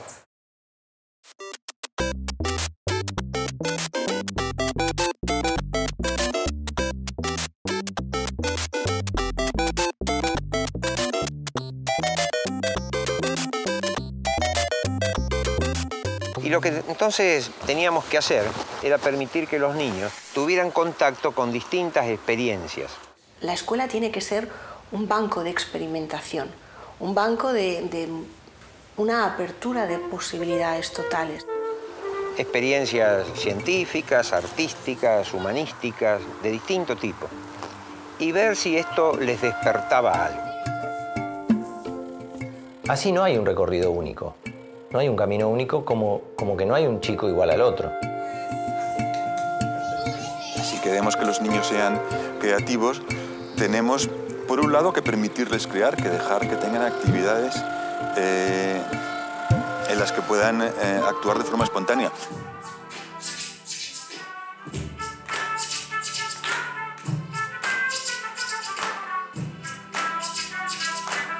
En este camino personal de creación y expresión, el arte juega un papel fundamental, ya que es la manera que tenemos de manifestar nuestra creatividad y personalidad. Desde este lugar, es imprescindible que nuestro concepto de arte sea lo más abierto y menos reglado posible.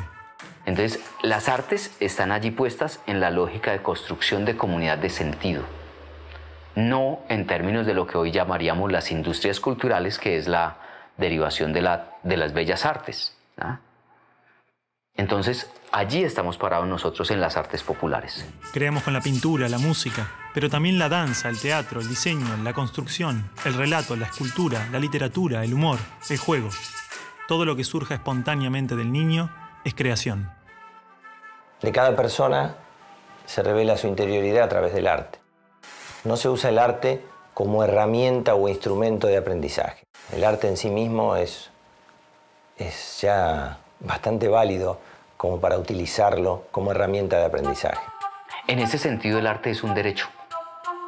Si tú no accedes al arte, no accedes a una formación integral. Me parece que la emoción es la base que mueve la vida, o sea, las emociones nos dirigen. Antes de tomar una decisión, yo siento. No tenemos que hacer en la escuela educación emocional específica, sino que tenemos que tener en cuenta que el individuo es un ser emocional y que esas emociones son complejas. Si cuando manejamos la relación y los contextos de aprendizaje ya tenemos en cuenta la emoción que eso genera, ya vamos a desarrollar la emoción.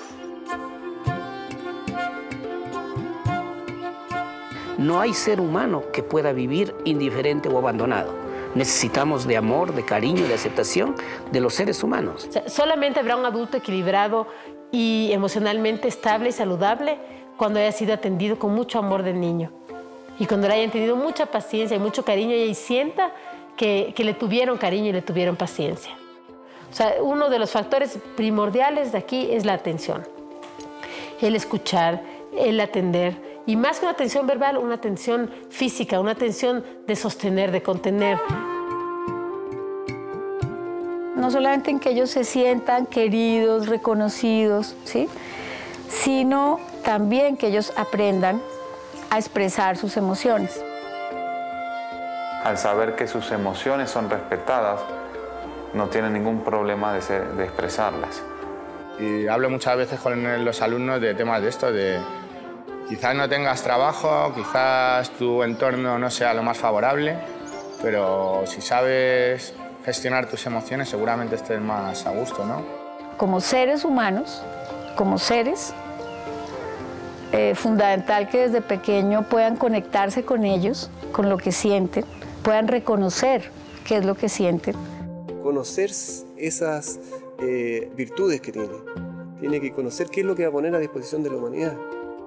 Puedan desarrollar ese autoconocimiento, en vez de estar todo el tiempo mirando hacia afuera, como si desde afuera encontráramos la solución a todos nuestros problemas, es el aprender a mirar hacia adentro. Aprender a conocer todas las herramientas de las que disponemos para básicamente definir el propio destino, para que cada uno aprenda a ser artífice de su propio destino, que cada uno decida, ¿no?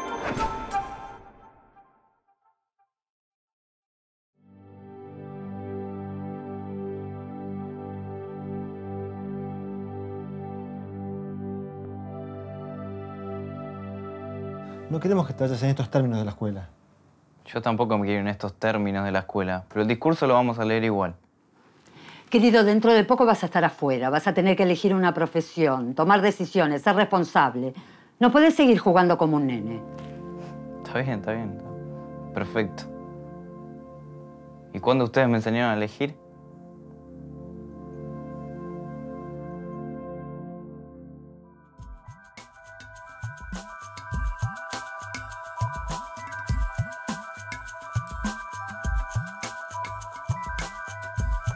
La vida está llena de opciones y hay que aprender a tomar opciones. Por eso la organización de todo el material educativo lleva a que los niños puedan tomar decisiones. Un ambiente que respete sus necesidades, que se pueda mover, que tenga una serie de materiales, que pueda descubrir, que pueda tocar, que pueda seguir sus propios impulsos, sin nadie que le pretenda enseñar. Donde los alumnos pueden elegir las materias que no quieren hacer, las que quieren hacer, donde pueden proponer actividades autogestionadas por ellos. Una escuela abierta, una escuela donde no había, el estudiante no tenía que rendir cuentas a nadie, donde cada quien podía ser sí mismo. Entonces, el que quiere entra aquí, el que quiere entra aquí. Entonces, niños de diferentes edades, por sus propios intereses, acceden a eso. La libertad de aprender lo que quieren aprender, de aprender a su tiempo y no aprender lo que no quieren aprender.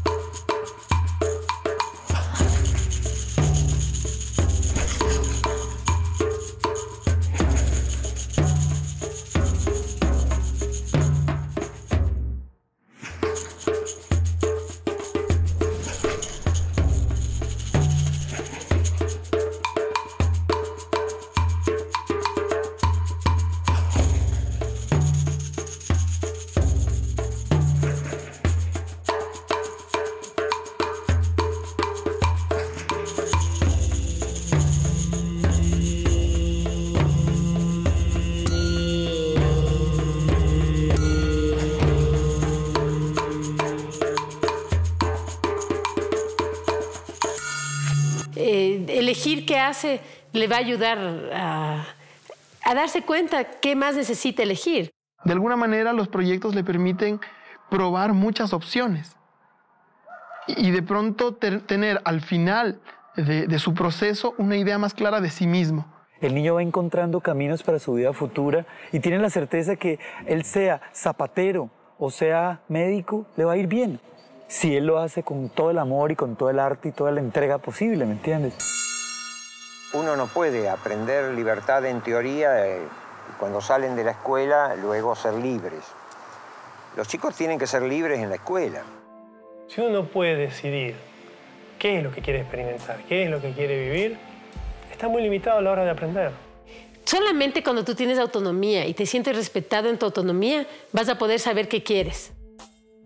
Básicamente los niños que no logran estos niveles de independencia, que se convierten en niños dependientes de otras personas, nunca van a hacer lo que ellos quieren, siempre van a hacer lo que otras personas quieren. Primero necesitas saber resolver situaciones por ti mismo y en ese proceso se va a dar la responsabilidad. Yo me propongo, yo hago, obtengo y es un ciclo ya de toma de decisiones, de voluntad, de manejo de la libertad. Y después de la responsabilidad, entonces puedes aspirar a esa libertad bien entendida. Quizás el mayor desafío que enfrentamos es nuestra tendencia a dirigir la actividad del niño. La única forma que conocemos de educar es decirle al otro qué hacer y cómo hacerlo. Y tenemos pocas experiencias donde decidimos por cuenta propia. Me encuentro muchas veces en las aulas que les pregunto que qué quieren hacer y no saben qué hacer. O sea, están muy acostumbrados a una directividad en el aula. Vamos a hacer esto, vamos a hacer lo otro. Porque el docente en general está acostumbrado a ser el que dirige todo. Sin embargo, de esta forma, le damos una participación activa al niño. Un docente que ya no dicta clases, sino está pasando por los grupos, orientando, facilitando. Los escucha y les da espacio para desenvolverse. El profesor hace las propuestas, no impone, sino que propone. No es que tú tengas la autoridad y él no la tiene. Se trata de sembrar en el alumno la idea de que él tiene que ser la autoridad en su propia vida.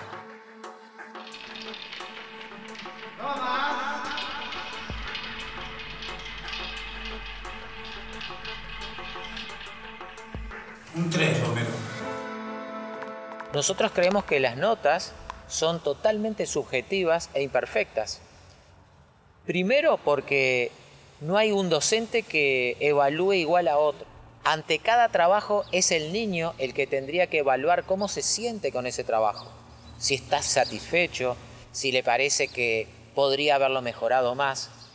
El niño también controla su proceso de aprendizaje, lleva su control de progreso. Él sabe en dónde está, en qué unidad, en qué guía, en qué parte de ese proceso. Él sabe su camino y él es el que va llevando cuenta de cómo va él en ese camino. Ellos deciden, ellos eligen a qué edad pasar, ellos eligen cuando están listos. No hay un examen de salida aquí, sino que ellos ven cuando ya han completado en el informe pedagógico todo lo que tienen que haber completado, dicen voy a salir. Algunas experiencias nos hablan de informes pedagógicos compartidos, que se centran en los procesos. Otras trabajan desde la autoevaluación y el constante intercambio entre educadores, educandos y familia. Esta perspectiva cambia totalmente nuestra manera de entender la evaluación. Si realmente nos interesa aprender respetando el ritmo y motivación propios, es importante cuestionar la necesidad de los exámenes y las calificaciones. No hay calificaciones para ver quién es mejor y peor. Simplemente hay un seguimiento en el desarrollo del niño. Observas su cuestión emocional, su madurez, su socialización, su nivel de independencia.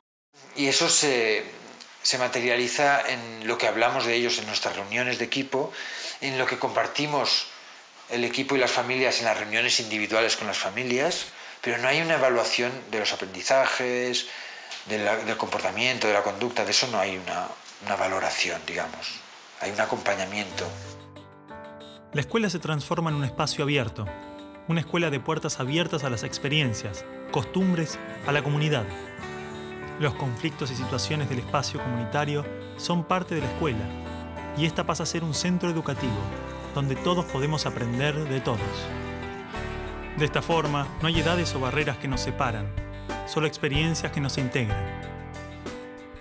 La escuela no debiera de tener ni siquiera murallas.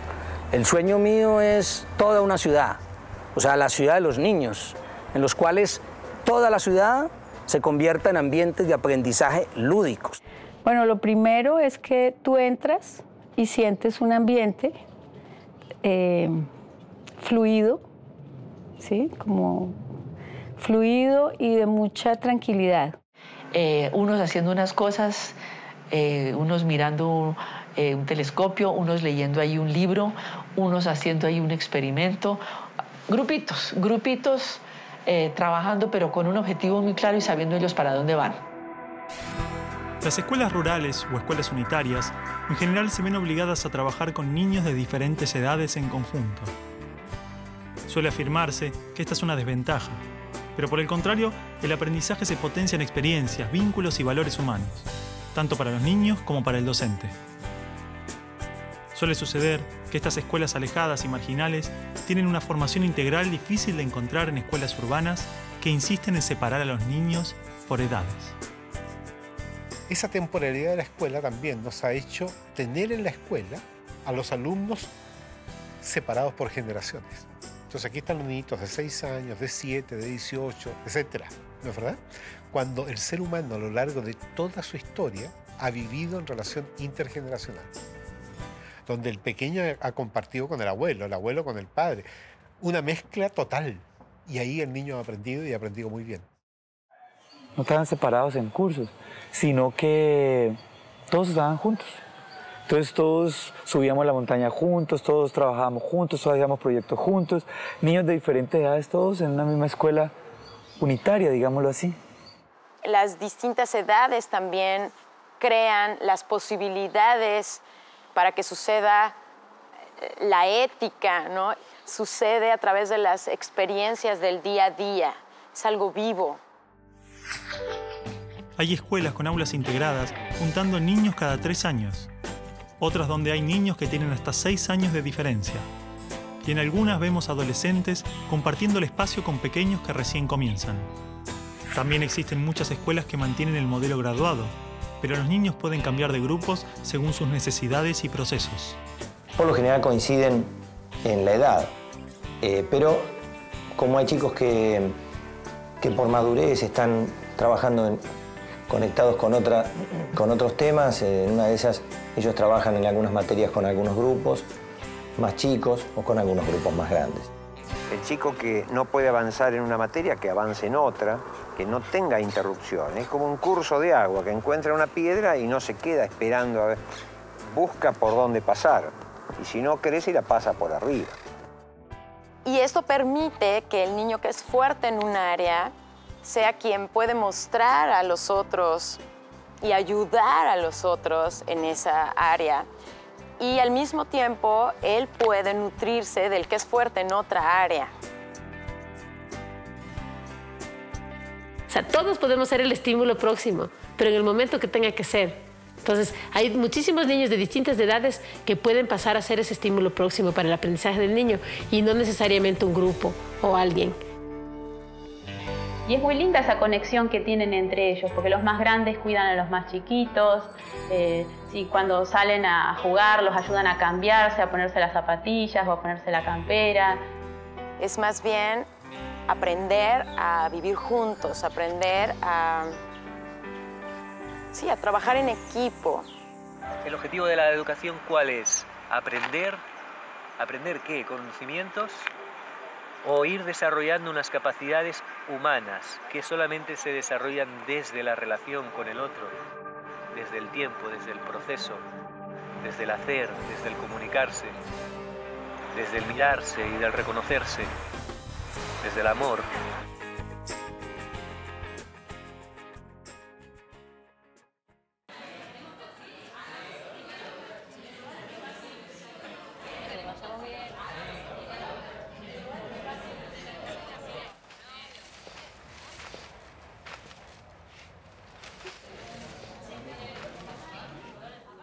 Ahora ya está, me cansé, voy y le pregunto a ver qué están haciendo. Ya fue.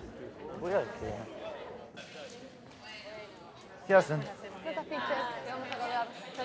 Nada, que están escribiendo, van a ponerlo... Bueno, no, me van a pegar, quiero saber. Están pisando. Sí, ya sé. ¿Dónde está mal? ¿Sabes que lo estoy pisando? ¡Ya sé que... ¡Ey, pará! ¡Basta! ¿Qué pasa? No pasa nada. ¿Cómo nada? No, nada. Cristina, por favor, llévatelo. Sebastián, Vamos, se viene. vos te quedás acá. Ustedes también. Vamos, ustedes también, vamos. ¿Qué se piensan que es la escuela? ¿Puedo decir algo? No, ahora no, Micaela. Esto es un caos. ¿De qué te reís? Estos afiches... ¿Qué es esto? Nada, son unos afiches que queremos pegar en las paredes, ya que no nos dejan leer el discurso. De ninguna manera. Esto así no. ¿Ustedes piensan que puede hacer cualquier cosa? ¿Que pueden colgar cualquier cosa?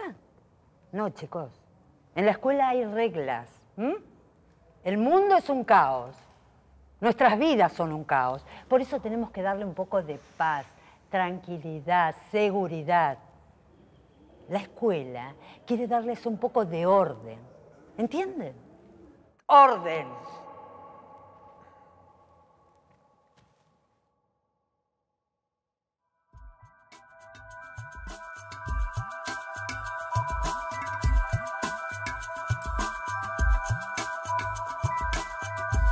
Siempre hay temor que la libertad y la falta de un sentido autoritario, más que autoridad, genere indisciplina, ¿no? Lo que pasa es que disciplina las escuelas lo han tomado como comportarse como yo quiero que se comporte. En realidad la disciplina es el aprendizaje de la conducta. Quiere decir que una persona disciplinada es una persona que aprende, que aprendió a manejar su conducta. Pero no externamente, sino que uno aprende a manejar su conducta. Podemos distinguir tres tipos de disciplina. Una disciplina autoritaria, normalmente con reglas establecidas por una autoridad que controla. Una disciplina funcional, donde las reglas derivan de experiencias reales, son modificadas y establecidas en grupo. Este tipo de disciplina es naturalmente establecida por la comunidad, ya que responde a la elección de todos. Y finalmente, una autodisciplina, donde cada persona es consciente de que construye su propia conducta. Ellos van aprendiendo el respeto de una manera viva y fácil. Cosa que si están todos sentados en sillas haciendo lo que les manda el adulto, ahí no hay aprendizaje de límites ni de respeto hacia el otro, simplemente hay obediencia. Básicamente, si tú les das a los niños que el límite es respetar a los demás, dejar trabajar, permitir trabajar, ellos entienden perfectamente que un comportamiento que impida el trabajo debe ser, esto no lo puedes hacer. Es decir, no hay que explicar nada en materia de convivencia. Vos no podés trabajar si el grupo de al lado está haciendo demasiado ruido. Y viceversa. Y el tema está en que el niño empiece a hacerse cargo de las consecuencias que él mismo produce. Aquel ser que puede dominarse, que puede pensar, que puede reflexionar, realmente no necesita de un límite externo para poder conseguir lo que quiere. No podemos pretender que un joven pueda tomar decisiones conscientes sobre su vida, su entorno o su país si siempre decidimos por él cómo debe ir vestido a la escuela, qué debe aprender o qué hacer en su vida. Estos jóvenes tendrán que tomar decisiones en una sociedad donde las reglas van transformándose según las nuevas necesidades, opiniones y formas de entender la realidad. De la misma forma, podría suceder en la escuela, donde las reglas serían funcionales al aprendizaje, necesidades y opiniones de los niños. Para lograr esto, es clave replantearnos las estructuras de poder en la escuela. Que no debe haber estructuras de poder, que tiene que haber una autoridad funcional, administrativa, funcional, organizativa, pero no de poder. Cuando te atreves a cuestionar esa autoridad que viene de hecho, te puedes convertir en un mejor director de un proceso. A veces les pedimos la opinión y en definitiva cabe preguntarse si vamos a tomar en cuenta esa opinión o no. Yo diría ver juntos. Tenemos una cuestión y decimos, bueno, vamos a verla juntos. ¿Y cuál es tu idea? No, vamos a ver juntos. No abordemos esto con mi idea, tu idea, ¿no? En la naturaleza lo que existe es la cooperación. Los organismos que cooperan con los otros son los que más sobreviven. Los organismos que creen que pueden vivir independientemente no sobreviven. Entonces algo muy importante es cómo comenzamos a construir mejores ciudadanos desde la escuela.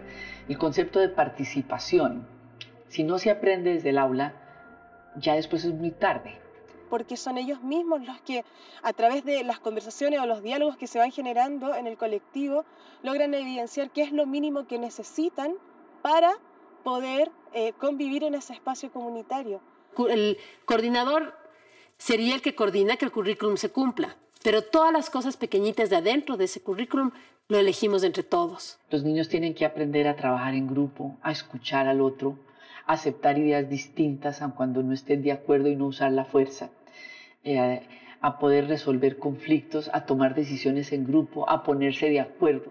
Yo siento que los niños cuando están seguros y se sienten respetados, están en un espacio en armonía, en equilibrio, ellos por lo general no buscan romper el límite, sobre todo cuando ha sido y ha surgido desde ellos mismos como comunidad. Por ejemplo, si hay un problema, asamblea. En la asamblea se discute lo que pasa. Entonces, ya no se discute como que está contra el reglamento, que está bien, que está mal. Se discute la acción, se discute la sustentabilidad, se discute la interrelación. Aparte hay momentos durante el día en que hay reuniones, hay asambleas, hay, como se les quiera llamar, en que se toman una serie de decisiones colectivamente y en que los niños, que tienen la madurez necesaria para ello y el deseo de participar en ellas, participan. Y en la asamblea los facilitadores no tenemos voto. Los chicos tienen voz y voto y nosotros solo tenemos voz. Entonces participamos en la asamblea, pero los que deciden son ellos. Algunas experiencias conforman gobiernos estudiantiles con estructuras muy complejas. Otros tienen asambleas semanales desde la primaria y hasta espacios de reflexión que atienden las necesidades y conflictos que surjan. En todos, los niños toman decisiones sobre su realidad, las reglas, la forma de vestir, los roles que se asignan entre ellos, propuestas educativas, proyectos curriculares, y en algunos casos hasta deciden quiénes conformarán el equipo de maestros. Es perder el miedo, atreverse a equilibrar un poco más la balanza y confiar en que los niños y los adolescentes tienen mucho que decir. Todo se da en un cierto caos y sin embargo ese caos es un caos constructivo donde reina una buena vinculación entre las personas. Trabajamos en ruedas, sentados en almohadones o en alfombritas en el piso. Un poco como el sentido que tenía antiguamente la ronda, ¿no? De que es un espacio en el que todos somos iguales, todos estamos a la misma distancia, nos podemos ver todos. Pues aquí los niños sobre cada objetivo de aprendizaje están dialogando, reflexionando solos, en pareja y en grupo. Se aprenden a ayudar, se aprenden a cuidar como una forma de vida. Entonces, hay una pelea entre dos niños. A ver, pasó esto con él, pero ¿y cuál fue tu parte ahí? ¿Sí? Es como reconocer que uno también tiene que ver en una relación. Mediar para que entre ellos puedan hacer ese trabajo y cada uno hacerse responsable de su parte en el conflicto. Comprender que el otro, tanto como yo, pues cree que está en lo cierto. Y bueno, desde ahí, ¿cómo nos podemos entender, ¿no? Va a ser un ser que propicie la conversación, el intercambio y el afecto con el otro por construir un vínculo que les sirva para toda la vida, a ambos. Gran parte de estas experiencias, ya sean dentro o fuera de las escuelas, se ven obligadas a funcionar al margen del sistema, siendo negadas y excluidas. En algunos casos, los niños pueden rendir exámenes libres para justificar su aprendizaje, y en otros no se les permite obtener una validación de sus conocimientos. ¿Es realmente necesario que un papel nos diga que sabemos? ¿Acaso un título es prueba de que hemos terminado con éxito nuestra educación? ¿Acaso hay una educación que finalice o sea exitosa? Que no tiene que ver con un aprender que 2 más 2 es 4. Tiene que ver con el poder descubrir tu vocación, tu misión en la vida. Cuando tú eso lo tienes claro, puedes cerrar los ojos, respiras profundo y sabes por dónde ir. La educación no termina nunca, porque la esencia de la nueva educación es la autoeducación. Y el proceso final es que el propio alumno se convierte en un maestro. Y él aprende, de su propio interior aprende. Y también aprende del exterior. Se forma un flujo en el que la educación se convierte en un entrar y salir de dentro, ¿no? El alumno no solamente es alguien que recibe, sino que se convierte en una fuente. Entonces, aquella idea que nos vendieron en la escuela de que estudie para que tenga algo y sea alguien en la vida, la idea de estudie para que ascienda, la idea de la educación como la única vía de ascenso socioeconómico, no es tan cierta. Hace pocas décadas surgió una corriente crítica hacia la escolarización. Educadores, pedagogos, sociólogos reivindicaban la educación fuera de las instituciones, en el ámbito familiar y social. De estas críticas surgen las prácticas de la educación en casa, educación sin escuela, y con el paso del tiempo comenzaron a pensarse formas de autoeducación, redes de formación autodidacta y educación entre pares. Tratamos que aprendan en la vida cotidiana. Viajan con nosotros, van a diversas actividades con nosotros, de esas que se llaman laborales, donde muchas veces están, o la mayoría de veces están excluidos los niños y las niñas. Y unas ganancias que son bastante potentes en términos de autodescubrimiento, de reconquista de la autonomía, de seguridad personal. Yo lo veo mucho más seguro de lo que quiere, que explora mucho más, que estudia porque le gusta aprender. Y consideramos que el tipo de educación sin escuela que nosotros hacemos es un tipo de educación que podríamos denominar de autoaprendizaje colaborativo o de aprendizaje autodirigido o de aprendizaje libre. Desde luego, hay tantas formas de educación en casa o educación sin escuela como familias que la practican. Desde experiencias realizadas por educadores y académicos hasta familias con creencias religiosas y pueblos con culturas marginales. Estas experiencias enriquecen la diversidad educativa y las formas de entender el aprendizaje. Pero para eso es necesario que todas ellas puedan existir, sean libres. Yo creo que no hay que obligar, la libertad no se puede obligar, pero sí se pueden abrir espacios para ella, de tal manera que sean legítimos. Y si la mitad de una nación quiere la educación estatal, bien, que la tenga. Pero si la otra mitad quiere, no sé, 30 pedagogías distintas, que sea. Un nuevo paradigma educativo debería ser escenarios donde cada uno pudiera experimentar y descubrir las cosas que les gustan y luego desarrollarlas. De ahí mi propuesta, que lo que tenemos que hacer es desescolarizar la escuela, vale decir, quitarle a la escuela todo lo que tiene de escolar. Esto significa que le tenemos que quitar a la escuela todo lo que impide que los estudiantes aprendan. No necesariamente tiene que estar en escuelas. Esto podría estar en, no sé, en clubes, en vecinales, organizaciones barriales, en las plazas. Es decir, es ilimitado los lugares donde podemos llegar a poner esto en funcionamiento. Son adolescentes. Por favor, no hay que darle más crédito a esto. Yo a los 18 también quería cambiar el mundo, pero no se les puede dar... No me parece que sea tan así. Me parece que la crítica de los chicos está bien. Es una crítica al sistema educativo, no lo tomemos como algo personal, pido por favor. Perdón, pero yo tengo que tomar una determinación. ¿Los dejamos leer el discurso o no? Mira, Alicia, yo te digo una cosa. Si vos los dejás, vas a perder autoridad. No pueden hacer lo que quieren, ¿no? Igual con el tiempo, los chicos se olvidan. Yo después hablo con ellos y les explico por qué no lo pueden leer. No, es que no es así. A ver, el tema no es si los dejamos leer o no el texto. Me parece que tenemos que pensar si le estamos dando o no importancia a lo que dicen. Es profundo lo que están diciendo, no es cualquier cosa. Mira, yo comparto totalmente con vos. Porque todos hemos leído este trabajo. Y acá lo que piden los chicos es que haya un cambio en la educación, un crecimiento. Me parece que si somos capaces de revertir estas posturas nuestras diarias, de todos los días, entonces los chicos nos van a tomar más en serio. Y yo creo que esto es una oportunidad que se nos da en la palma de la mano. Si no la podemos ver, tal vez sea porque los estamos subestimando un poco. La pregunta sería, ¿estamos dispuestos a tomar esa oportunidad? ¿Y estamos preparados para ese cambio?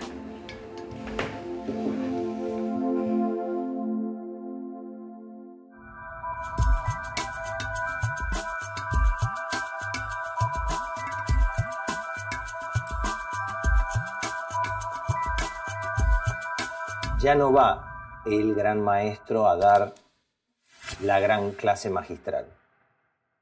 Está simplemente acompañando un proceso de aprendizaje con un grupo de personas que no saben más o menos que él. Sí, o sea, el maestro debe entender que es un guía. Debe entender que va sembrando, que va guiando, que va poniendo oportunidades y excusas para que el niño explore, trabaje y se sienta motivado e interesado. Por lo tanto, a mi modo de ver, el término educación es confuso y parte desde un lugar arrogante. Por ejemplo, educación viene de educere. Educere significa sacar. Si yo soy profesor, quiero que el niño saque algo, saque lo mejor de sí. Pero eso incluso es arrogante, porque es un poco violento que tú saques lo mejor de ti, que yo te haga sacar lo mejor de ti con mis educación.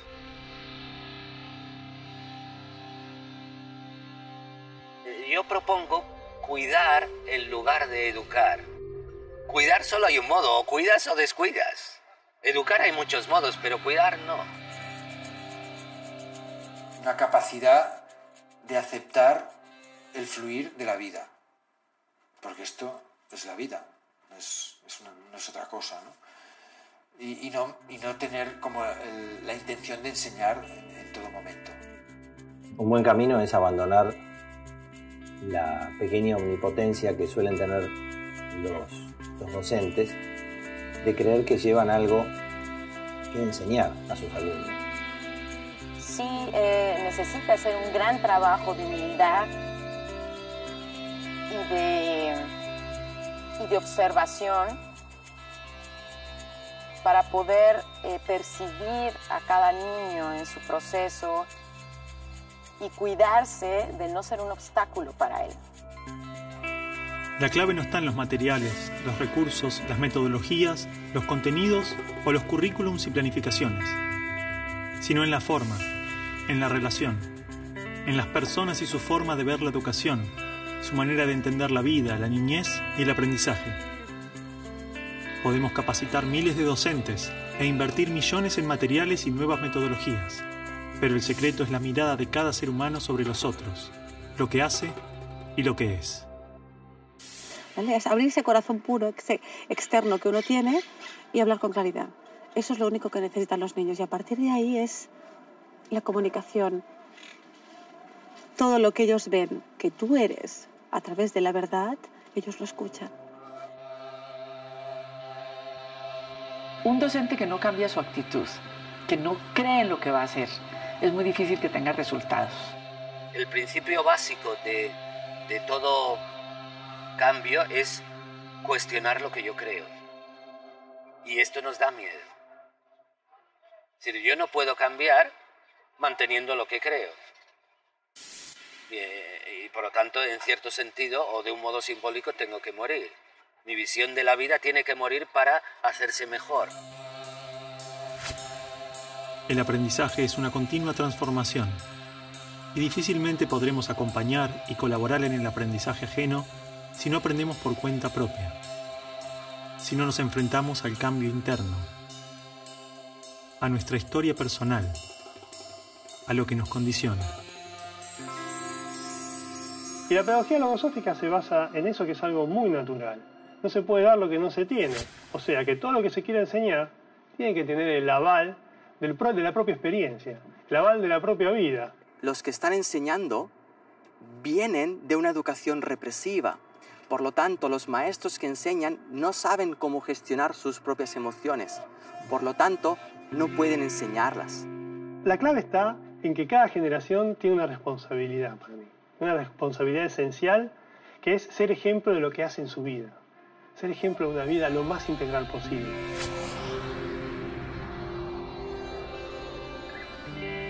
Es como que los educadores cuando estudian los van convenciendo de que la educación es así, ¿no?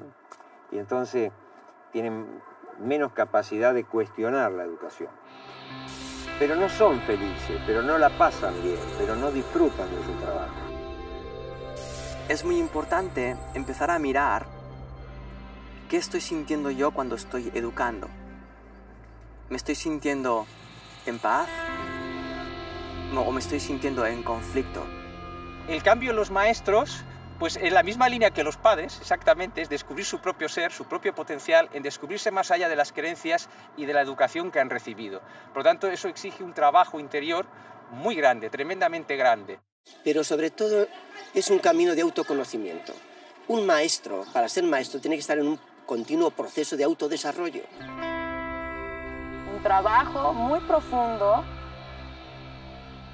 de sensibilidad, de conciencia, de armonía, de alegría, ¿no? Para atreverte a llamar maestro. Porque si el docente sigue temiendo el mañana, si el docente sigue dudando de sus capacidades, no lo va a poder orientar al chico. Si realmente en la educación no eres feliz, no estás educando. Entonces el docente también tiene que amar todo lo que ha vivido hasta ahora para precisamente darle la vuelta y transformarlo. Cuando vos estuviste realmente conectado con los chicos, salís de esas clases como rejuvenecido, lejos de irte de la escuela cansado, te vas con un montón de energía. Mucha gente que quiera ser maestro porque le dé ganas de jugar, que quiera ser maestro porque le dé ganas de abrazar, que quiera ser maestro porque le dé ganas de aprender de los chicos. Yo pienso que realmente ser maestro es un privilegio en esta vida, porque es como meterte en la fragua todos los días. Salís transformado, aunque tenés que estar muy, muy ciego para no aprovechar esa oportunidad de crecimiento que tenés. Es el contacto con la vida misma, es como estar como en la naturaleza en su estado más puro.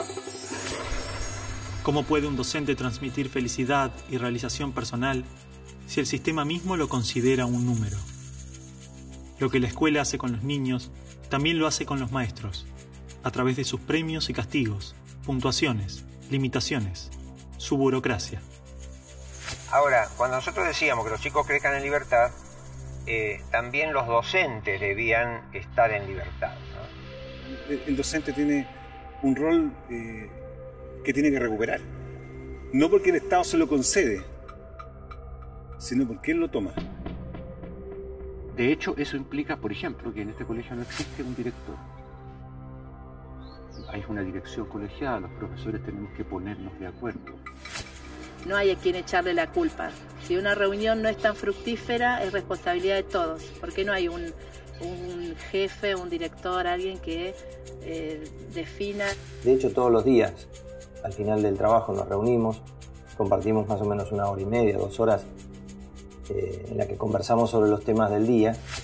Y yo no sé si se sostendría esta experiencia si no hubiera ese trabajo por detrás, ¿no? No solo esta reunión nuestra de las mañanas, sino que después todos los días en el almuerzo también nos reunimos para hablar de los chicos, evaluar, digamos, hacer una evaluación general del día y de cada uno de los grupos, o tratar algún tema si hubo alguna situación particular que atender. La tarea de la educación es tan compleja que uno solo no lo puede hacer.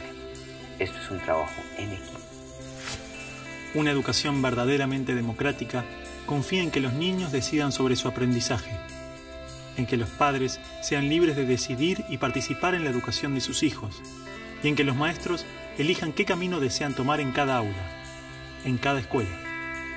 Solo de esa manera nos aseguramos que la educación responda directamente a las necesidades de cada persona, familia y comunidad. De esta manera, no hay una receta perfecta, un método para todos, sino tantas propuestas como experiencias libres y autónomas existan. A mí, como profesor, Mucha gente me pregunta, amigos, amigas, ¿cuál es la mejor escuela? ¿Cuál es el mejor modelo? Y yo simplemente les digo, mire, donde hay amor, hay respeto. Y donde hay respeto, hay la posibilidad de crear, porque hay diálogo. Entonces, una institución donde se pueda realmente amar al otro. Y amar quiere decir aceptarlo en su diferencia. Donde hay amor, hay respeto. Muchas de estas propuestas pedagógicas iniciaron allí y desde allí construyeron una discursividad muy coherente. Pero a mi modo de ver cometieron el error que es muy común en nosotros los seres humanos. Creyeron que habían encontrado la verdad. Lo importante no es inventar otras pedagogías y otra y otra y otra, sino adecuar la pedagogía al momento cultural, a ese grupo de niños, a ese grupo de docentes, y entonces vamos a gozar la pedagogía. Tiene que seguir sus instintos y no quedarse en lo que se ha venido haciendo, simplemente por no romper la inercia. Que se olvide todo lo que aprendió, todo lo que le han dicho y todos los conceptos que le han dicho y que contacte con su corazón. Y que cada vez que vea a un niño, se acuerde cuando fue un niño y se acuerde que lo que más le gustaba era jugar y que lo que más quería era que le sonrían y que lo que más quería es que le hagan cosquillas y que se contacte con ese ser humano así de corazón a corazón. Honestamente creo que la educación es cuestión de personas, más allá que de pedagogías, ¿no? Y de lo hace la persona. Micaela, tuve que salir del trabajo para venir hasta acá por semejante estupidez. No es una estupidez para mí. No sé para qué me habrán llamado. No sé, mamá, unos chicos querían leer una cosa y al final no los dejaron. Usted está todo aclarado, ¿verdad? Sí, mamá. Bien. Tenés que recibirte. ¿Cómo crees que vas a entrar a la facultad? ¿Y quién te dijo a vos que yo quiero ir a la facultad? Bueno, Juan, esto se terminó. Vos tenés tu futuro ya asegurado, así que ahora te vas de vacaciones, disfrutas de la playa y en abril cuando llegás, te vas a trabajar con él.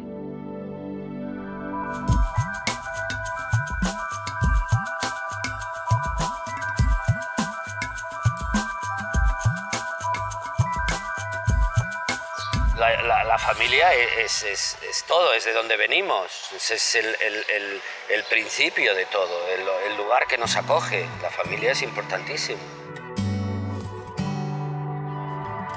La pedagogía sistémica dice que los protagonistas de la educación son los padres. Entonces, una escuela que esté poco vinculada con las familias es una escuela que tiende a cerrarse en sí misma y por tanto a reproducir mecanismos de relación y de aprendizaje que seguramente están desvinculados de la realidad de cada uno de los alumnos. Sin la implicación de los padres y de las familias en general, no puede haber proyecto. La familia no es culpable de los malos resultados escolares, como lo dice la escuela. La familia es la responsable de toda la vida de la persona que está criando. Es determinante en la formación del ser humano. Porque tú puedes hacer todo el trabajo de sensibilización, de respeto, de reconocimiento del otro, pero si llega ese chico a la casa y el padre apenas lo ve, lo desconoce, y cuando lo reconoces para regañarlo, para gritarlo, para mandarlo, ¿cómo qué le va quedando al niño? Antiguamente, los niños aprendían en sus hogares, trabajando con sus padres, de sus quehaceres diarios, del día a día. Todo lo aprendían de compartir con sus padres y la comunidad. La escuela debía acompañar ese proceso. Pero muchas familias han perdido esta confianza en sí mismas. La confianza en que su propio instinto puede decirles cómo criar y educar a un niño. Como lo hemos hecho miles de años. Parece que los padres piensan que criar a un hijo es una actividad profesional. Es decir, que yo para criar a mi propio hijo debería estudiar, debería esforzarme y que como a fin y al cabo probablemente no lo acabaré de hacer bien por mucho que me esfuerce, pues lo mejor es que ya directamente le deje al niño a un profesional, a un pedagogo, a un pediatra, a un psicólogo, que ellos sí que saben de cuidar hijos, y no es así. Los únicos que pueden criar bien a los hijos son los padres. Para los niños es una oportunidad inmensa, es un regalo. Sinceramente es un regalo. Y es triste que normalmente en el mundo desarrollado lo que solemos hacer es apartarlos. Los llevamos a la escuela pronto. Hay madres y padres que ven al niño 1 hora al día. Pero esto, ¿cómo puede ser esto? O sea, ¿cómo podemos esperar algo hermoso de ahí? A ver, los niños necesitan estar con sus padres. Un niño establece un vínculo afectivo muy fuerte con una persona que habitualmente es su madre y lo pasa muy mal cuando se separa de esa persona. Lo pasa tanto peor cuanto más pequeño es y cuantas más horas seguidas está separado de esa persona.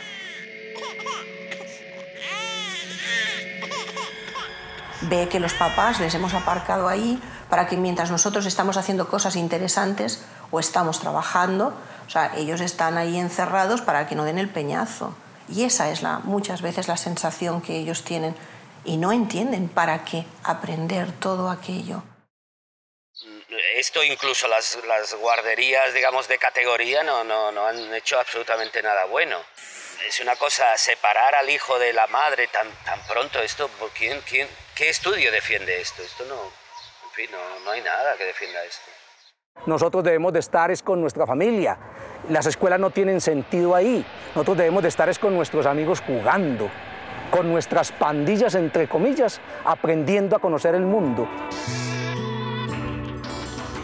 La presión social, las extensas jornadas laborales, la necesidad de no sentirnos excluidos, nos obliga día a día a tomar decisiones sin preguntarnos realmente si son lógicas o coherentes para nosotros, sin pensar cómo nos sentimos. Es decir, yo creo que los niños son el reflejo de la sociedad que vivimos y si están bien cuidados, se nota. Y esta sociedad no cuida a los niños porque tampoco se cuida a sí misma. Ellos son nuestro espejo. Cuando un niño vuelve de la escuela a casa, la pregunta que los padres hacen es ¿qué hiciste? ¿Y cómo te fue? ¿Y qué aprendiste? Pero la pregunta que normalmente nunca hacemos es ¿cómo te sentiste hoy en la escuela? La idea más revolucionaria que existe es intentar que las personas sean felices.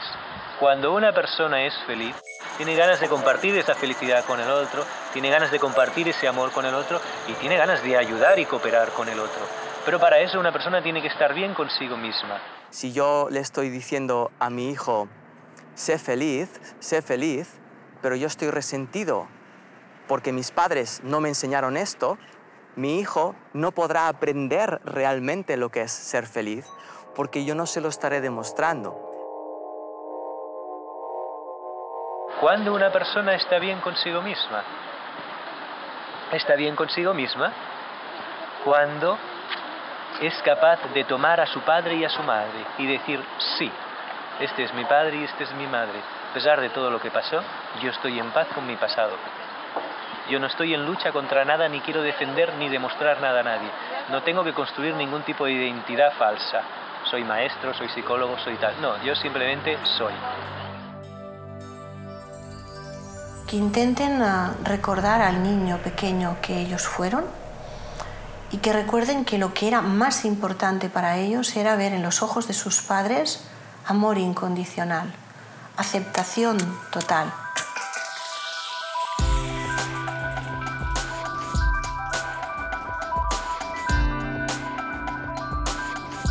Y que miren a sus hijos realmente con ojos de curiosidad, con ojos de descubrimiento.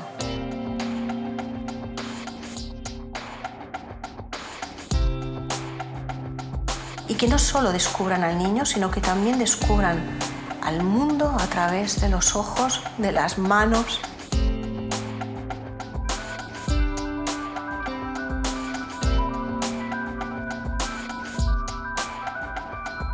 Pienso que ahí descubrimos la auténtica maternidad y la auténtica paternidad. Pues yo les diría que miren a sus hijos, o si no tienen hijos, que miren a los niños, que observen un rato a los niños desde el corazón. Y con eso es suficiente para decidir. Entonces usted dele lo que más pueda de atención.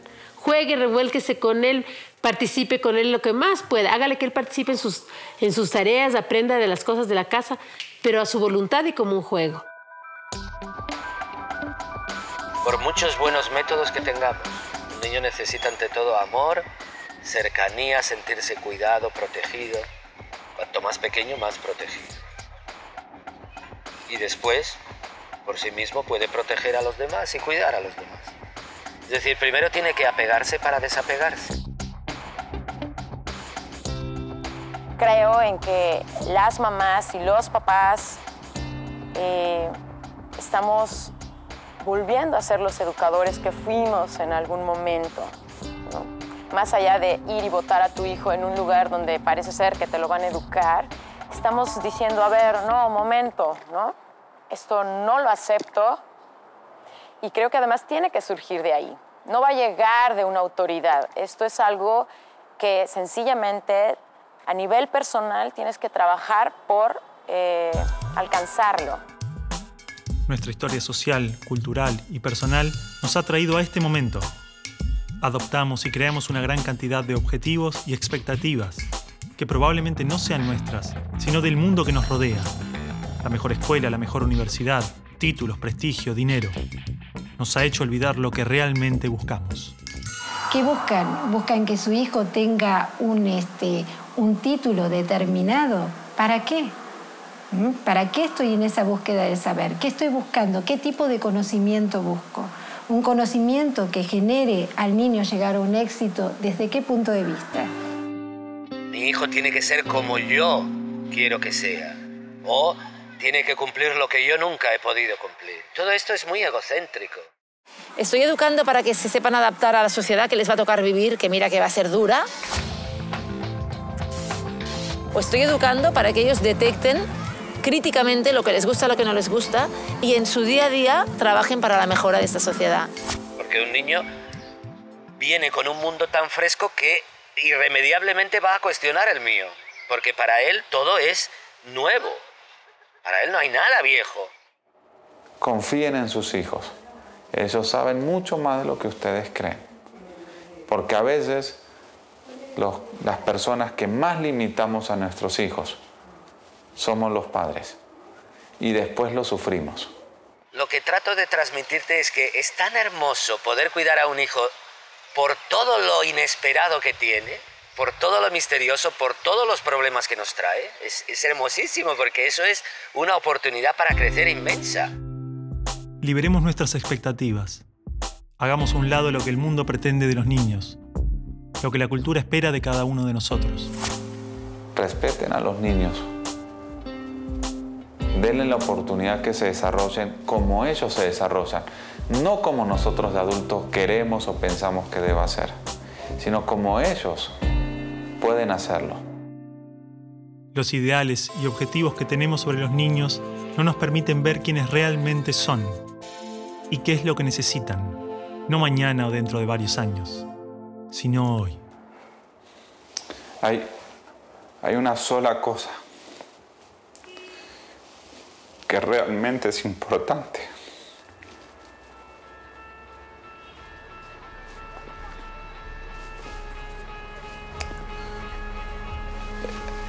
Es el amor que nosotros le podamos dar a los niños.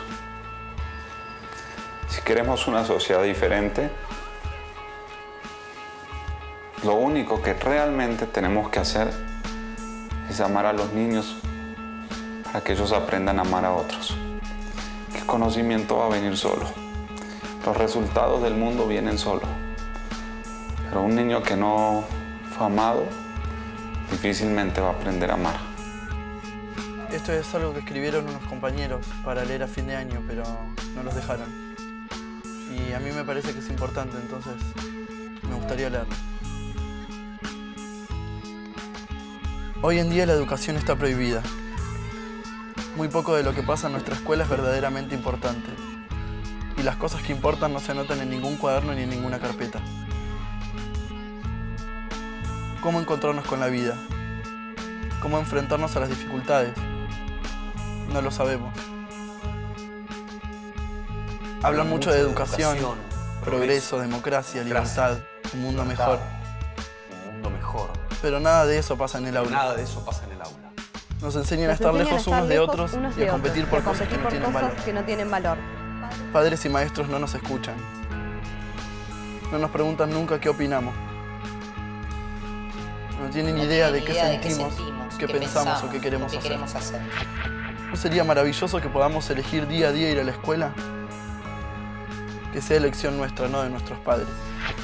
Que la escuela sea un lugar hermoso, donde disfrutar, donde jugar, donde ser libres, donde elegir qué aprender y cómo aprenderlo. Existen multitud de experiencias que se han animado a transformar las estructuras de la escuela. Experiencias de educadores que se atrevieron a pensar la escuela desde otros lugares.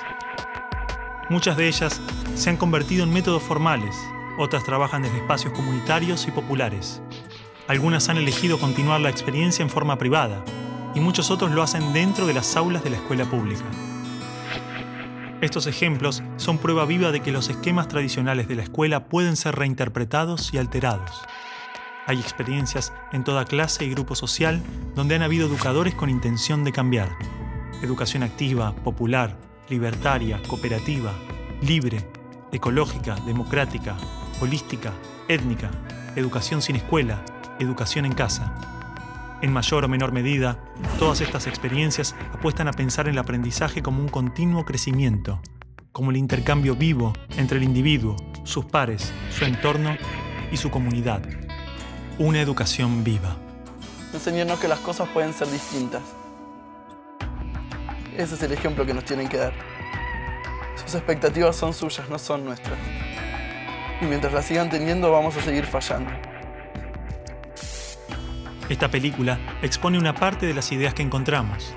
Hemos visitado algunas de todas las experiencias que existen y solo unas pocas las conocimos en profundidad. No existe una sola forma, no existe el mejor modelo. La verdadera diversidad existe cuando se respeta y experimenta la diversidad en todas sus dimensiones. Todas estas experiencias son valiosas porque son el fruto de personas que dedicaron su vida al aprendizaje. Existen desencuentros y coincidencias, pero no cabe duda de que todos aportan al mejoramiento de la educación. Necesitamos que sus ideas y prácticas salgan a la luz, poder conocer sus aportes, historias, riquezas y limitaciones, compartir recursos, intercambiar visiones y construir juntos un nuevo paradigma educativo. Por todo esto decimos basta. Basta de decidir por nosotros. Basta de calificarnos, basta de imponernos. Ni las ciencias, ni los exámenes, ni los títulos nos definen. Acá estamos para eso, para hablar, para compartir nuestras ideas. Aprender que las cosas se pueden cambiar. Nosotros vamos a decidir qué queremos ser, hacer, sentir o pensar. Hoy más que nunca, existen los recursos para que estas experiencias se multipliquen y diversifiquen. Existe la posibilidad de que la escuela se reencuentre con la educación, que sea un espacio construido y gestionado por toda la comunidad, que responda a las necesidades de las personas y su entorno. Creemos que la educación está prohibida, no por culpa de las familias, no por culpa de los chicos, no por culpa de los docentes. La educación la prohibimos todos. Cada vez que elegís mirar para otro lado en vez de escuchar. Cada vez que elegimos la meta en lugar del trayecto. Cada vez que dejamos todo igual en lugar de probar algo nuevo. Esta película es una invitación a encontrarnos con la educación más allá de los muros de la escuela que todos conocemos. Una invitación a pensar otras formas de aprendizaje, a conversar y debatir acerca de nuestras prácticas escolares y educativas. Seas docente. Seas alumno. Seas padre. Seas quien seas. Ayúdanos. La educación tiene que avanzar. Tiene que crecer. Tiene que cambiar. Encontrarnos con los otros, conocer y explorar sus experiencias, intercambiar ideas y llevarlas a nuestra realidad.